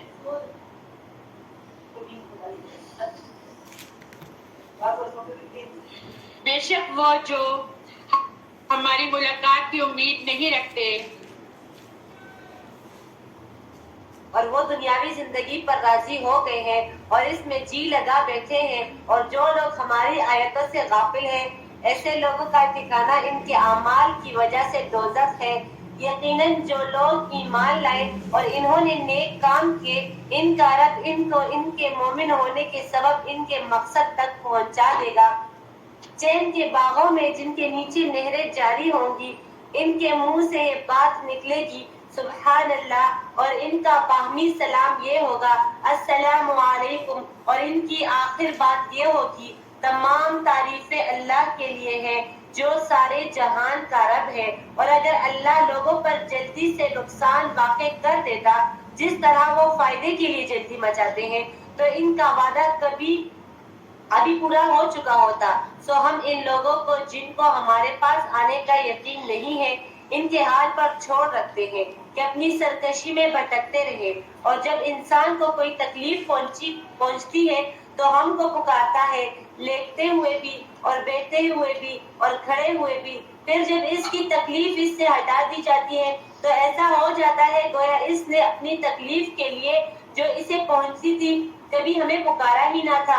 اس حد نکلنے والوں کے اعمال کو اس طرح مستحسن معلوم ہوتے ہیں. دیکھیں یہ اللہ سبحانہ تعالیٰ اس آیت میں ہمارا آئینہ واضح کر رہا ہے. اگر آپ اس کے ترجمے پہ غور کریں تو کوئی مصیبت آتی ہے تو اللہ تعالیٰ کو پکارتے ہیں اور جب کوئی تکلیف دور ہو جاتی ہے تو پھر ایسا حال ہو جاتا ہے کہ جیسے کبھی اللہ کو یاد ہی نہیں کیا. یہ ہمارا آئینہ ہے اور ہم واقعی میں ایسا کرتے ہیں. اور نبی کریم صلی اللہ علیہ وسلم تم اگر خوشحالی میں اسے یاد رکھو گے تو اللہ سبحانہ وتعالیٰ تکلیف میں تمہیں یاد رکھے گا. البتہ ہم نے ان امتوں کو ہلاک کر دیا جو تم سے پہلے تھی جب انہوں نے ظلم کیا اور ان کے پاس ان کے رسول واضح دلیل لے کر آئے اور وہ ایسے نہ تھے کہ ایمان لاتے. مجرم لوگوں کو ہم اسی طرح سزا دیتے ہیں. پھر ان کے بعد ہم نے تمہیں زمین میں جانشین بنایا تاکہ ہم دیکھیں کہ تم کیسے عمل کرتے ہو. اور جب ان پر ہماری آیات واضح تلاوت کی جاتی ہیں تو وہ لوگ جو ہماری ملاقات کی امید نہیں رکھتے کہتے ہیں تو اس کے علاوہ کوئی دوسرا قرآن لے آ اور اس کو کچھ بدل دے. دیکھیں لوگوں کے رویے، لوگوں کے حالات کیسے ہیں کہ وہ مانتے نہیں، آخرت کے دن کو بھی نہیں مانتے اور وہ کہتے ہیں کہ یا تو اس آیت قرآن کو بدل دو، اس کے معنی کو بدل دو یا اس کی جگہ کوئی اور چیز لے کر آ جاؤ. کہہ دیجئے مجھے اختیار نہیں کہ میں اسے اپنی طرف سے بدل دوں، میں تو اسی چیز کی پیروی کرتا ہوں جو میری طرف وحی کی جاتی ہے. بے شک اگر میں اپنے رب کی نافرمانی کروں تو مجھ پر بڑے سخت دن کے عذاب سے ڈر لگتا ہے، اور بڑے سخت دن کا عذاب سے مراد قیامت کا دن ہے. کہہ دیجیے اگر اللہ چاہتا تو میں اس قرآن کو تم پر تلاوت نہ کرتا اور نہ وہ اللہ تمہیں اس کی خبر دیتا، چنانچہ میں اس نبوت سے پہلے تمہارے اندر ایک مدت ٹھہرا ہوں، کیا تم عقل نہیں رکھتے؟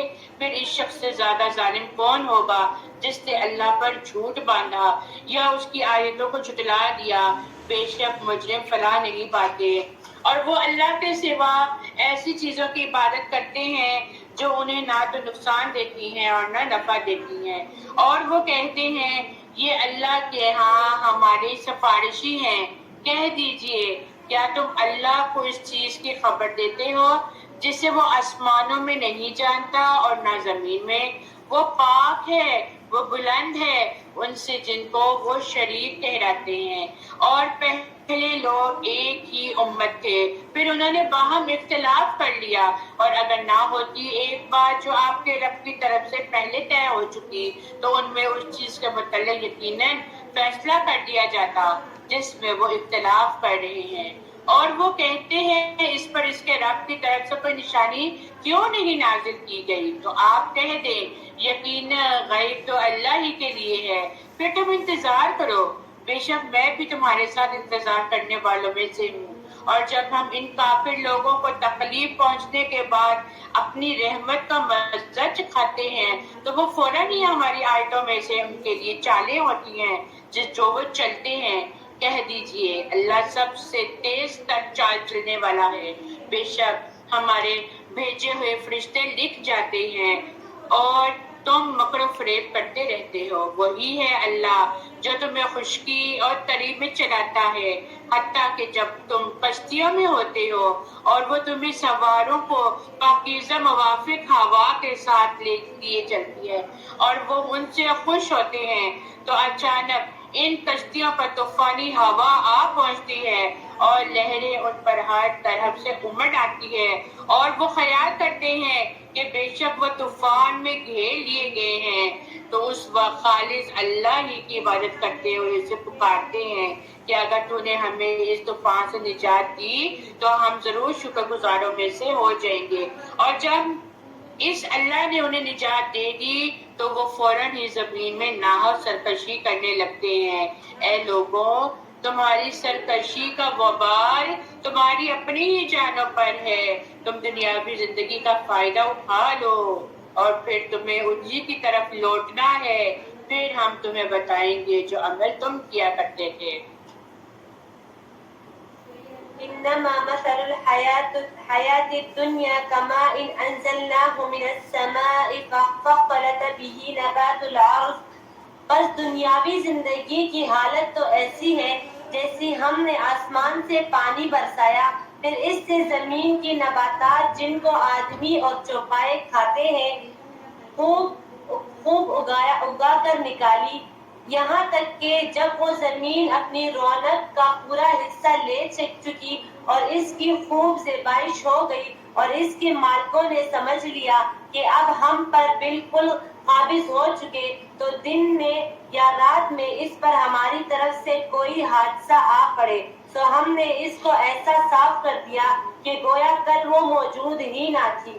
ہم اس طرح آیات کو صاف صاف بیان کرتے ہیں ایسے لوگوں کے لیے جو سوچتے ہیں، اور اللہ تعالیٰ ہمیشہ رہنے والا ہے، اللہ تعالیٰ تمہیں ہمیشگی کی گھر کی طرف بلاتا ہے اور جس کو چاہتا ہے راہ راست پر چلا دینے کی توفیق دیتا ہے۔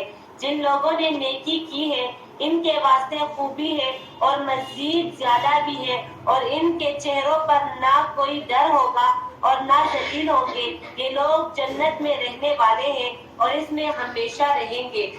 دیکھیں اللہ سبحانہ تعالیٰ سے یہاں پر دعا کریں، سچے دل سے دعا کریں کہ اللہ سبحانہ تعالیٰ ہمیں صراط مستقیم پر چلا، اللہ سبحانہ تعالیٰ ہمیں جنت کے راستے پہ چلا، اور جنت کے راستے پہ چلنے والے وہی لوگ ہوتے ہیں جو ہر کام اللہ کے حکم سے کرتے ہوئے چلے آتے ہیں، اور جنت میں جانے کے بعد اللہ سبحانہ تعالیٰ ایسے ہی لوگوں کو اپنا دیدار کروائیں گے۔ تو جہاں پہ جنت کی خواہش رکھی جاتی ہے وہاں پر اللہ سبحانہ تعالیٰ کی دیدار کی بھی خواہش رکھا گئے کہ اللہ سبحانہ تعالیٰ اپنا دیدار بھی کروا دے۔ اور جن لوگوں نے برے کام کیے تو برائی کا بدلہ اس برائی کے برابر ہے اور انہیں ذلت ڈھانپ لے گی. کوئی انہیں اللہ کے عذاب سے بچانے والا نہیں ہوگا. یوں لگے گا کہ ان کے چہروں پر تاریک رات کے ٹکڑے اڑا دیے گئے ہیں. استغفر اللہ. یہی لوگ دوزخی ہیں اور وہ اس میں ہمیشہ رہیں گے. اور جس دن ہم ان سب کو جمع کریں گے پھر ہم ان لوگوں سے جنہوں نے شرک کیا کہیں گے تم اور تمہارے شریک اپنی اپنی جگہ ٹھہرے رہو. پھر ہم ان کے درمیان جدائی ڈال دیں گے اور ان کے شریک کہیں گے تم ہماری عبادت تو کرتے ہی نہیں تھے. چنانچہ ہمارے اور تمہارے درمیان اللہ کافی گواہ ہے. بے شک ہم تمہاری عبادت سے بالکل غافل تھے. دیکھیں جن کو وہ دنیا میں شریک ٹھہراتے تھے قیامت کے دن وہی لوگ ان سے بڑی ذمہ آ جائیں گے. وہ کہیں گے ہم نے کہا تھا کہ ہمارے پیچھے آؤ, ہم تو کہتے نہیں تھے کہ ہماری عبادت کرو, ہم تو تمہیں جانتے ہی نہیں ہیں. وہ بھی منکر ہو جائیں گے. اس لیے عقل والو عقل کرو, اللہ کے ساتھ کسی کو شریک نہیں ٹھہرانا. وہاں ہر نفس جانچ لے گا جو کچھ اس نے آگے بھیجا تھا اور وہ اللہ کی طرف لوٹائے جائیں گے جو ان کا حقیقی مالک ہے, اور وہ سب کچھ ان سے گم ہو جائے گا جو وہ جھوٹ باندھا کرتے تھے. اے نبی کہہ دیجئے تمہیں آسمان اور زمین سے کون رزق دیتا ہے, یا کانوں اور آنکھوں کا مالک کون ہے؟ کون زندہ کو مردہ سے نکالتا ہے اور مردہ کو زندہ سے نکالتا ہے؟ اور کون ہے جو دنیا کے کاموں کی تدبیر کرتا ہے؟ تو وہ کافر ضرور کہیں گے اللہ. تو کہہ دیجئے کیا پھر تم اللہ سے ڈرتے نہیں؟ یہی تو اللہ وہ تمہارا حقیقی رب ہے. پھر حق کے بعد گمراہی کے سوا کیا ہے؟ پھر تم کدھر پھیرے جاتے ہو؟ اسی طرح آپ کے رب کا کلمہ ان لوگوں کے بارے میں ثابت ہو کر رہا جنہوں نے نافرمانی کی کہ بے شک وہ ایمان نہیں لائیں گے. کہہ دیجئے کیا تمہارے بناوٹی شریکوں میں سے کوئی ہے جو پہلی بار مخلوق کو پیدا کر دے پھر اسے دوبارہ پیدا کر دے؟ کہہ دیجئے اللہ ہی پہلی مخلوق پیدا کرتا ہے اور پھر وہ دوبارہ پیدا کرے گا, لہٰذا تم کہاں بہکائے جاتے ہو؟ کہہ دیجئے کیا تمہارے شریکوں میں سے کوئی ہے جو حق کی طرف ہدایت دیتا ہو؟ کہہ دیجئے اللہ ہی حق کی ہدایت دیتا ہے. پھر کیا جو حق کی طرف ہدایت دیتا ہے وہ اس بات کا زیادہ حقدار ہے کہ اس کی پیروی کی جائے, یا وہ حقدار ہے جو خود ہدایت یافتہ نہیں مگر یہ کہ اسے حق کی ہدایت دی جائے؟ چنانچہ تمہیں کیا ہوا ہے, تم کیسے فیصلے کرتے ہو؟ اور ان کافروں میں سے اکثر گمان ہی کی پیروی کرتے ہیں. بے شک گمان حق کے مقابلے میں کچھ بھی فائدہ نہیں دیتا. بے شک اللہ خوب جاننے والا ہے جو کچھ وہ کر رہے ہیں. اور یہ قرآن ایسا نہیں کہ غیر اللہ کی طرف سے گھڑ لیا گیا ہو, یہ تمام کتابوں کی تصدیق کرنے والا کتاب ہے اور یہ اللہ کی طرف سے آیا ہے, یہ اللہ نے نازل کیا ہے. کوئی اور اس کتاب کو قیامت تک نہیں بنا سکتا اور نہ کوئی یہ دعویٰ کر سکتا ہے, بلکہ یہ تو ان کتابوں کی تصدیق کرتا ہے جس سے پہلے بھی تھی, اور ان تمام کتابوں کی تفصیل بیان کرتا ہے جس میں کوئی شک نہیں. یہ رب العالمین کی طرف سے ہے. کیا وہ دیا ہے؟ اے نبی کہہ دیجئے تو تم اس جیسی ایک صورت ہی لے آؤ اور اس میں مدد کے لیے اللہ کے سوا اور لوگوں کو بلانا چاہتے ہو تو بلا لو اگر تم سچے ہو. بلکہ انہوں نے ایسی چیز کو جھٹلایا جس کا اپنے علم سے وہ احاطہ نہ کر سکے اور ابھی تک اس کی اصل حقیقت بھی ان پر نہیں کھلی تھی. اسی طرح ان لوگوں نے بھی جھٹلایا تھا جو ان سے پہلے تھے. پھر دیکھیے ظالموں کا انجام کیا ہوتا ہے.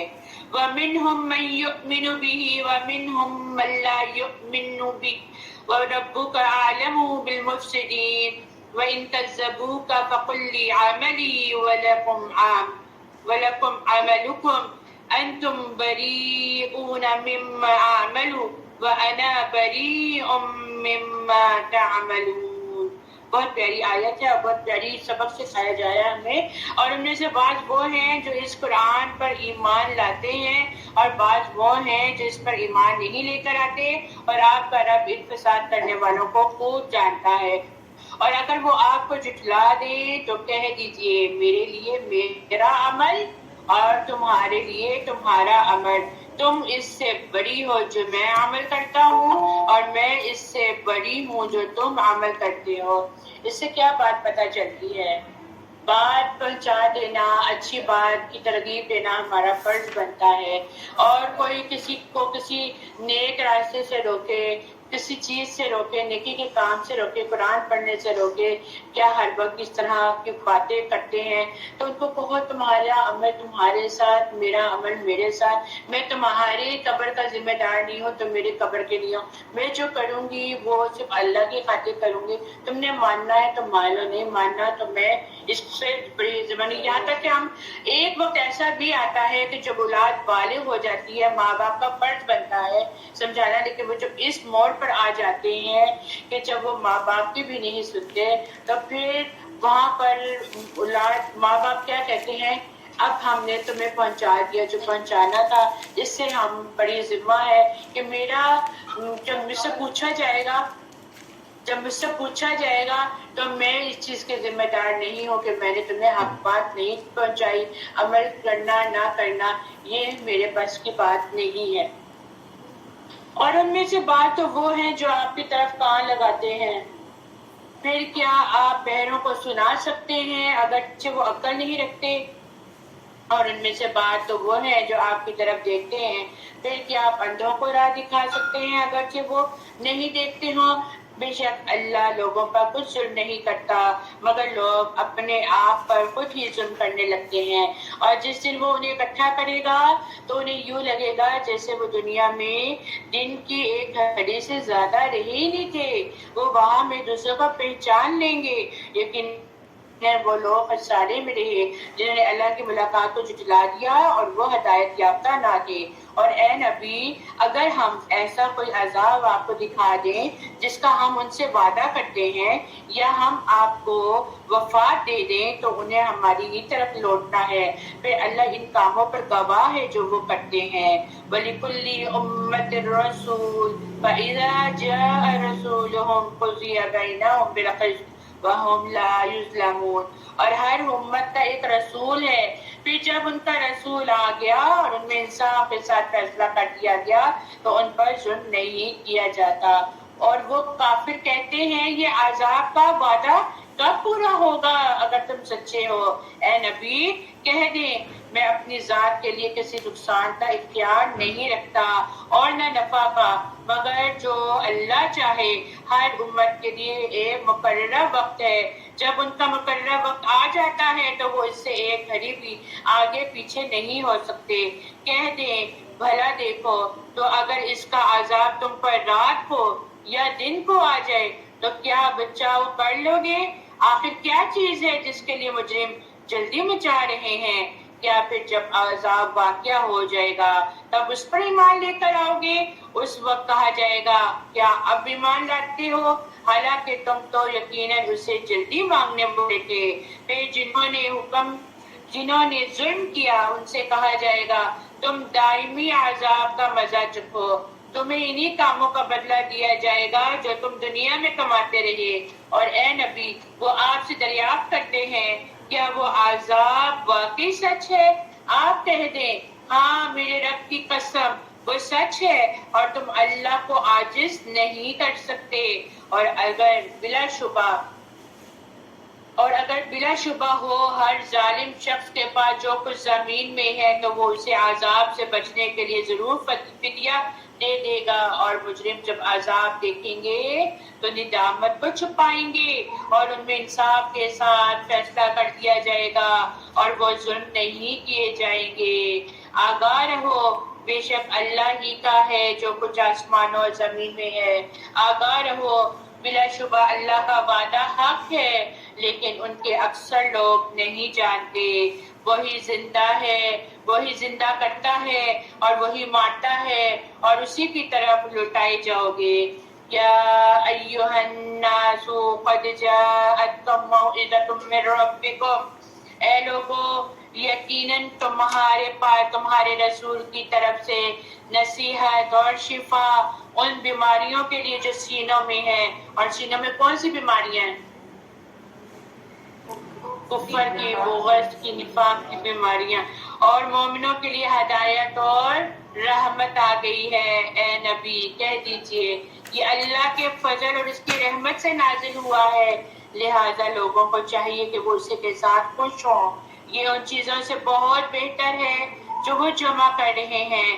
کہہ دیجئے بھلا دیکھو تو اللہ نے تمہارے لیے جو رزق نازل کیا ہے، پھر تم نے اس میں سے کچھ حرام اور کچھ کو حلال ٹھہرا لیا، خود سے اللہ کے احکامات کو خود سے بدل دیا۔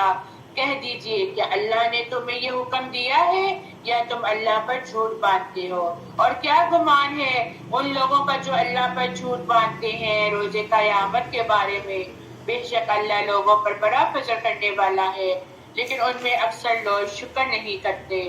اور اے نبی آپ جس حال میں بھی ہوتے اور اللہ کی طرف سے نازل شدہ قرآن میں جو کچھ بھی پڑھتے ہیں اور تم لوگ جو بھی عمل کرتے ہو، اس وقت تو ہم تمہیں دیکھ رہے ہوتے ہیں جب تم اس میں مصروف ہوتے ہو، اور آپ کے رب سے ذرا بھر کوئی چیز بھی چھپی ہوئی نہیں، زمین میں اور نہ آسمان میں، اور نہ کوئی اس سے چھوٹی چیز اور نہ بڑی، مگر وہ واضح کتاب میں درج ہے۔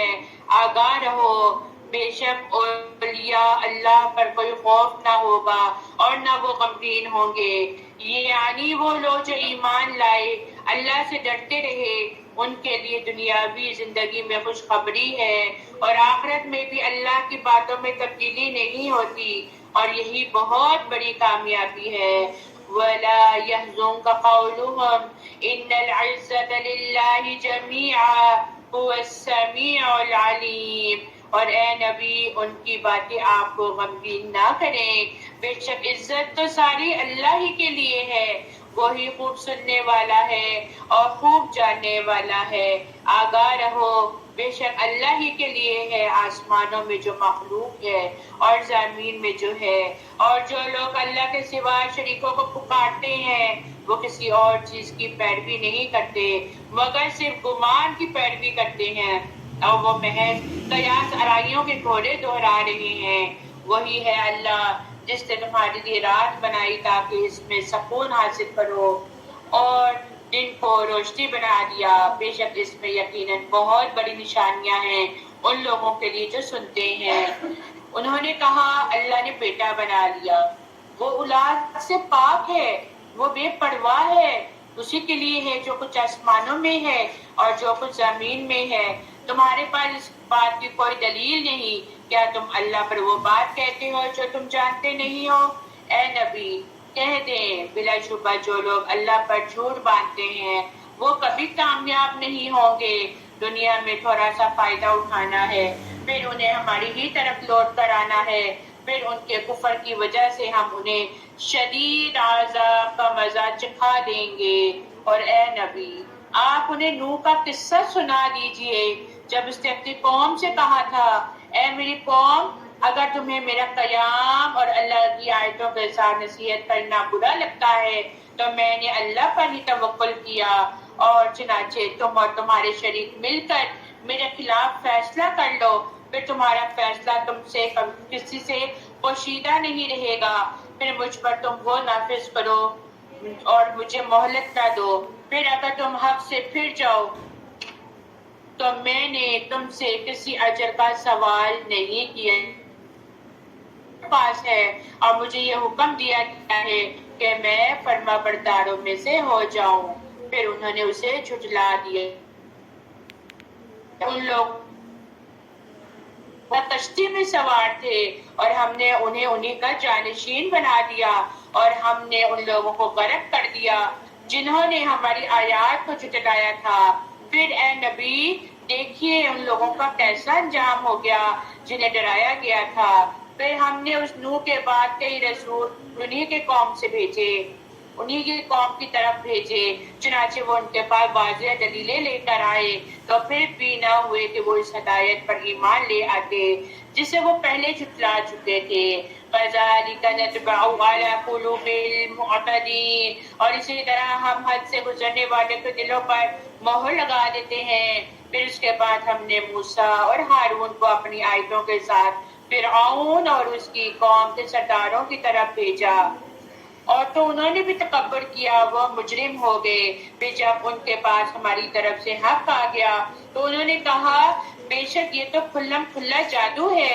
موسیٰ نے کہا کیا تم حق کے بارے میں یہ کہتے ہو جب وہ تمہارے پاس آ گیا؟ کیا یہ جادو ہے؟ حالانکہ جادوگر تو کبھی کامیاب نہیں ہوتے۔ انہوں نے کہا کیا تو ہمارے پاس آیا ہے کہ ہمیں اس طریقے سے پھیر دے جس پر ہم نے اپنے باپ دادا کو پایا، اور تم دونوں کے لیے زمین میں اقتدار ہو جبکہ ہم تم دونوں پر ایمان لانے والے نہیں۔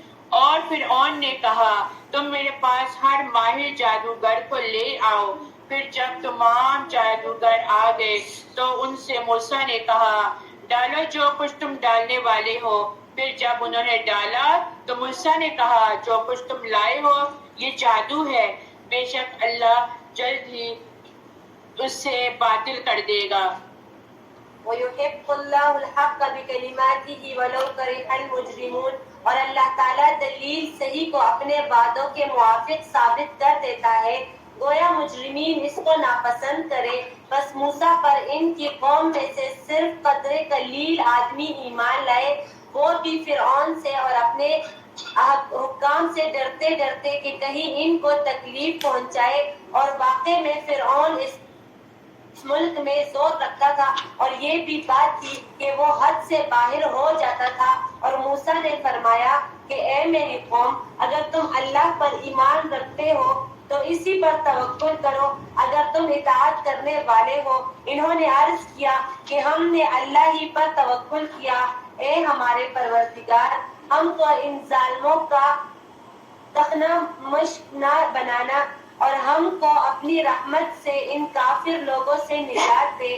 اور ہم نے موسیٰ اور ان کے بھائی کے پاس وحی بھیجی کہ تم دونوں اپنے ان لوگوں کے لیے مصر میں گھر برقرار رکھو، اور تم سب اپنے انہی گھروں میں نماز پڑھنے کی جگہ قرار دے لو اور نماز کی پابند رہو، اور اب آپ مسلمانوں کو بشارت دے دیں۔ اور موسیٰ نے عرض کیا اے ہمارے رب، تو نے فرعون کو اور اس کے سرداروں کو سامان تجمل اور طرح طرح کے مال دنیاوی زندگی میں دیے ہیں، اے ہمارے رب اسی واسطے دے دے کہ وہ تیری راہ سے گمراہ کرے۔ اے ہمارے رب ان کے مالوں کو نیست و نابود کر دے اور ان کے دلوں کو سخت کر دے، اور یہ ایمان نہ لانے پائے یہاں تک کہ دردناک عذاب کو دیکھ لے۔ حق تعالیٰ نے فرمایا کہ تم دونوں کی دعا قبول کر لی گئی، سو تم مستحق رہو۔ اور جن کو علم نہیں ہے، اور ہم نے بنی اسرائیل کو دریا سے پار کرا دیا، پھر ان کے پیچھے پیچھے فرعون اپنے لشکر کے ساتھ ظلم اور زیادتی کے ارادے سے چلا جا رہا تھا، یہاں تک کہ جب ڈوبنے لگا تو کہنے لگا کہ میں ایمان لاتا ہوں کہ سوائے اس کے جس پر اس کے رب پر جس پر بنی اسرائیل ایمان لائے ہیں کوئی معبود نہیں، اور میں مسلمانوں میں داخل ہوتا ہوں۔ جواب دیا گیا کہ اب ایمان لاتا ہے اور پہلے سرکشی کرتا رہا اور مفسدوں میں داخل رہا، تو آج ہم تیری لاش کو نجات دیں گے تاکہ تو ان کے لیے موجب عبرت ہو جو تیرے بعد ہے، اور حقیقت یہ ہے کہ سب سے آدمی ہمارے عبرت سے غافل ہے۔ آپ دیکھیں نا فرعون کی آج تک جو باڈی ہے وہ مصر میں پڑی ہوئی ہے، وہ کس لیے ہے؟ وہ ہمارے لیے عبرت ہے، ہمارے لیے وہ عبرت ہے، اور اس سے ہم غور و فکر کرتے ہیں، اس سے ہم ہدایت لینے کا ذریعہ بناتے ہیں، یہ ہمارے لیے عبرت ہے۔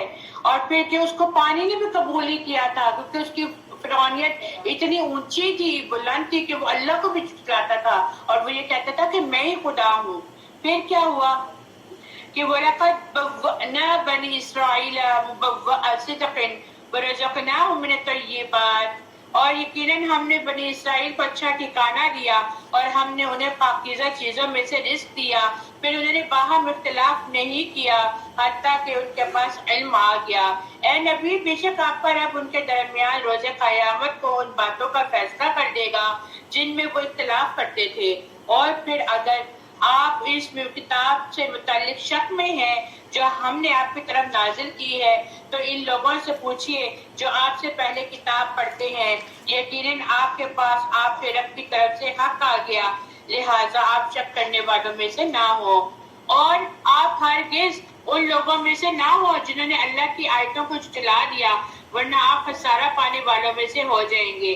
بے شک جن لوگوں کے بارے میں آپ کے رب کا حکم عذاب صادر ہو چکا وہ ایمان نہیں لائیں گے، خواہ ان کے پاس ساری نشانیاں آ جائیں، حتیٰ کہ وہ دردناک عذاب کو بھی دیکھ لیں، پھر کیوں نہ ہوئی کوئی بستی ایسی کہ وہ عذاب سے پہلے ایمان لائی ہو، پھر اس کے ایمان نے اسے نفع دیا ہو سوائے قوم یونس کے۔ پھر جب وہ ایمان لے آئے تو ہم نے ان سے دنیاوی زندگی میں ذلت کا عذاب ٹال دیا، اور ہم نے ایک مقررہ وقت تک انہیں اس سے فائدہ اٹھانے دیا، اور اگر آپ کا رب چاہتا تو جو لوگ زمین میں ہیں سب کے سب سارے ہی ایمان لے آتے، پھر کیا آپ لوگوں کو مجبور کریں گے حتیٰ کہ وہ مؤمن ہو جائیں؟ اور کسی شخص کے لیے ممکن نہیں کہ وہ اللہ کے حکم کے بغیر ایمان لے کر آئے، اور وہ اللہ ان لوگوں پر پلیدگی کا عذاب ڈال دیتا ہے جو عقل سے کام نہیں لیتے۔ اے نبی کہہ دے، دیکھو اور غور کرو، جو کچھ آسمانوں اور زمین میں ہے اور نشانیاں اور ڈراوے ان لوگوں کو کوئی فائدہ نہیں دیتے جو ایمان لے کر نہیں آتے، تو یہ لوگ بھی گویا ان لوگوں کے سے دنوں کا انتظار کر رہے ہیں جو ان سے پہلے گزرے۔ کہہ دیں پھر تم بھی انتظار کرو، بے شک میں بھی تمہارے ساتھ انتظار کرنے والوں میں ہوں۔ پھر ہم نجات دیتے ہیں اپنے رسولوں کو اور ان لوگوں کو جو ایمان لے کر آتے ہیں، اسی طرح ہم پر لازم ہے کہ ہم مؤمنوں کو نجات دیں۔ کہہ دے اے لوگو، اگر تم میرے دین سے متعلق شک میں ہو تو میں ان کی عبادت نہیں کرتا جن کی تم اللہ کے سوا عبادت کرتے ہو، لیکن میں تو اللہ کی عبادت کرتا ہوں، وہ جو تمہیں وفات دیتا ہے، اور مجھے اس بات کا حکم دیا گیا ہے کہ میں مؤمنوں میں سے ہو جاؤں، اور یہ کہ آپ یکسو ہو کر اپنا چہرہ دین اسلام کی طرف سیدھا کر لیں اور مشرکوں میں سے ہرگز نہ ہو، اور آپ اللہ کے سوا انہیں مت پکاریں جو آپ کو نفع نہیں دے سکتے اور نہ نقصان پہنچا سکتے ہیں۔ پھر اگر آپ نے ایسا کیا تو بے شک آپ بھی اس وقت ظالموں میں سے ہو جائیں گے، اور اگر آپ کو کوئی تکلیف پہنچائے تو اس کے سوا اسے کوئی دور کرنے والا نہیں، اور اگر اللہ آپ کے ساتھ کسی بھلائی کا ارادہ کرے تو کوئی بھی اس کے فضل کو رد کرنے والا نہیں، وہ اپنے بندوں میں سے جسے چاہتا ہے اس فضل سے نوازتا ہے، اور وہ بہت بخشنے والا نہایت رحم کرنے والا ہے۔ کہہ دیجئے اے لوگو، یقیناً تمہارے پاس تمہارے رب کی طرف سے حق آ گیا، چنانچہ جس شخص نے ہدایت پائی تو یقیناً وہ اپنے لیے ہدایت پاتا ہے، اور جس نے گمراہی اختیار کی تو اس کا وبال بھی اسی پر ہوگا، اور وہی اپنے لیے گمراہی اختیار کرتا ہے۔ میں تمہارا وکیل نہیں ہوں، اور آپ کی طرف جو وحی کی جاتی ہے آپ اس کی اتباع کیجیے اور صبر کیجیے، اللہ فیصلہ کر دے اور وہ سب سے بہتر فیصلہ کرنے والا ہے۔ سورہ ہود، بسم اللہ الرحمن الرحیم، الف لام را، یہ وہ کتاب ہے جس کی آیتیں محکم کی گئی ہیں، پھر تفصیل سے بیان کی گئی ہیں، بڑی حکمت والی، بہت خبر رکھنے والے کی طرف سے، یہ کہ تم اللہ کے سوا کسی کی عبادت نہ کرو، اور میں تمہارے لیے اسی کی طرف سے ڈرانے والا اور خوشخبری دینے والا آیا ہوں، اور یہ کہ تم اپنے رب سے بخشش مانگو، پھر تم اسی کی طرف توبہ کرو، وہ تمہیں بہت اچھا فائدہ دے گا، اور ایک مقرر وقت تک، اور ہر صاحب فضل کو اس کا فضل بخشے گا، اور اگر تم منہ موڑو گے تو بے شک میں تم پر ایک بڑے ہولناک دن کے عذاب سے ڈرتا ہوں۔ تمہارا لوٹنا اللہ ہی کی طرف سے ہے، اور وہ ہر چیز پر قدرت رکھتا ہے۔ آگاہ رہو، بے شک وہ اپنے سینے دوہرے کرتے ہیں تاکہ اس اللہ سے چھپ جائیں، اور آگاہ رہو جب وہ اپنے کپڑے اوڑھتے ہیں تب بھی وہ اللہ جانتا ہے جو وہ چھپاتے ہیں ظاہر کرتے ہیں، بے شک اللہ سینوں کے راز خوب جانتا ہے۔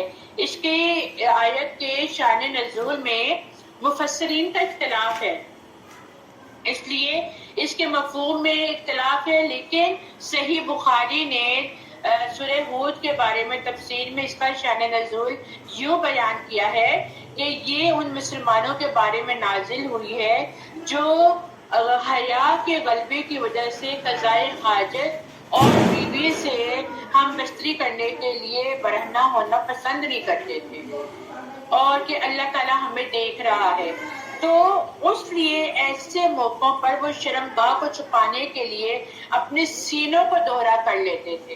اللہ تعالیٰ نے فرمایا کہ رات کو اندھیرے میں جب وہ بستروں میں اپنے آپ کو کپڑوں میں ڈھانپ لیتے تھے تو اس وقت بھی وہ ان کو دیکھتا تھا اور ان کی چھپی اور علانیہ باتوں کو بھی وہ جانتا تھا۔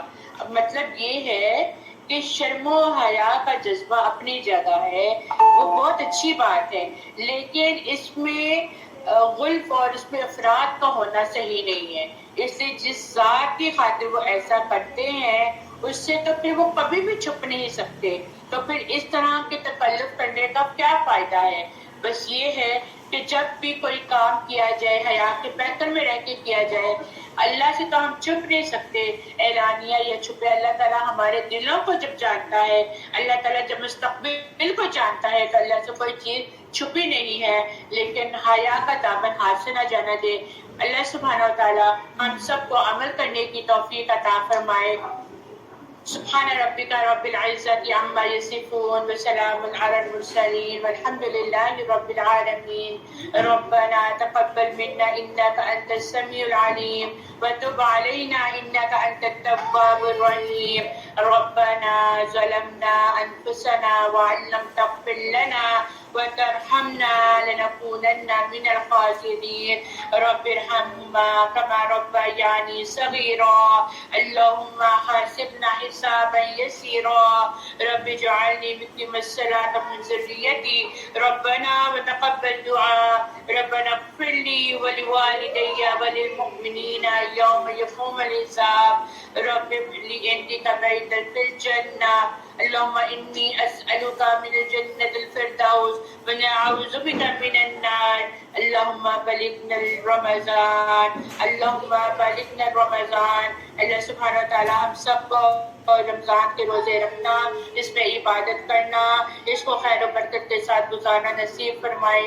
اللہ سبحانہ و تعالیٰ ہمارے اس روزوں کو خیر و عافیت کے ساتھ گزارنے کی توفیق عطا فرمائے۔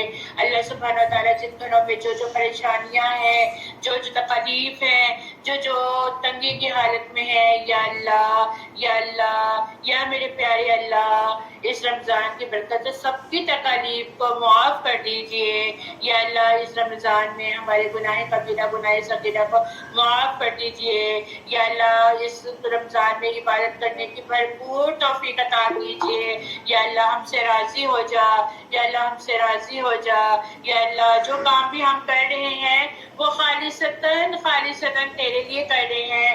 یا اللہ جو ہم وقت لگا رہے ہیں، یا اللہ جسے تیری خاطر وقت لگا رہی ہیں، یا اللہ ہمیں دنیا سے کوئی غرض نہیں، یہ تیری محفل بہت عمدہ محفل ہے۔ یا اللہ اس محفل کی، یا اللہ اس محفل کے برکات ہمارے گھروں میں بھی نازل کر دیجئے۔ یا اللہ ہم سے قبول فرما دیجئے۔ یا اللہ ہماری اولادوں کو ہماری آنکھوں کی ٹھنڈک بنا دیجئے۔ یا اللہ ہماری اولادوں کو ہمارے لیے صدقہ جاریہ بنا دیجئے۔ یا اللہ ہماری اولادوں کو ہمارے لیے صدقہ جاریہ جنت کی راہ بنا دیجئے۔ یا اللہ ہمیں ہمارے ماں باپ کے لیے جنت کا راستہ بنا دیجئے۔ یا اللہ ہم جو اپنے بچوں کو دین کی راہ کی طرف بھیج رہے ہیں، یا اللہ اس کو قبول فرما لیجئے۔ یا اللہ میں اپنے بیٹے کو تیرے دین کی خاطر، تیرے اسلام کی خاطر، یا اللہ تیرے قرآن کی خاطر، یا اللہ اس کو اس سفر پہ بھیج رہی ہوں۔ یا اللہ اس کی حفاظت کرنا، یا اللہ اس کی حفاظت کرنا، یا اللہ اسے قرآن کا بہترین کام لینا۔ یا اللہ میری اولاد کو اپنے حفظ و امان میں رکھنا، یا اللہ کل مومن کی اولادوں کو اپنے حفظ و امان رکھنا۔ یا اللہ ان کا ایک ایک حرف ہمارے لیے جنت کا راستہ کھول دے۔ یا اللہ ان کی اولادوں میں ان کی نسلوں میں عالم پیدا کرنا جو ہمارے لیے صدقہ جاریہ بن جائے. یا اللہ ہماری اولادوں میں سے ایسی نسلوں کو پیدا کرنا جو دین کے پیروکار ہوں. یا اللہ ان کے ماں باپ کو نیک بنا دینا. یا اللہ ہم تجھ سے مانگتے ہیں، یا اللہ ہمیں کوئی غرض نہیں، یا اللہ ہم تجھ سے صرف دین کا راستہ مانگتے ہیں، ہم تجھ سے دین مانگتے ہیں، تو ہمیں میں برکت ڈال دے. یا اللہ تم ایسا علم عطا کر، جو ایسا علم عطا کر یا اللہ کہ اس کی آواز، اس کی تاثیر لوگوں کے دلوں پر اثر کرے. یا اللہ ایسی آواز عطا کر، ایسی تاثیر قرآن کی عطا کر، ہمارے دلوں میں اس کی تاثیر پیدا ہو. یا اللہ ہم صحیح معنوں میں اطیع اللہ اور اطیع الرسول بن جائیں. یا اللہ ہم صرف دعویٰ کرتے ہیں، ہم حق ادا نہیں کرتے. یا اللہ ہمیں حق ادا کرنے والا بنا دے. یا اللہ تو یہ رمضان ہمیں پھر نصیب کر رہا ہے، ہمیں حق ادا کرنے والا بنا دے. یا اللہ تو ہم سے راضی ہو جا. یا اللہ تو ہم سے قبول فرما لے. آمین یا رب العالمین. سبحانک اللہم و بحمدک، نشہد ان لا الہ الا انت، نستغفرک و نتوب الیک. السلام علیکم ورحمۃ اللہ وبرکاتہ. ہے کہ صدقہ ہم کن لوگوں کو دے سکتے ہیں؟ مسلمانوں کو یا کسی بھی اہل کتاب کو دے سکتے ہیں کہ صرف مسلمانوں کے لیے؟ اہل کتاب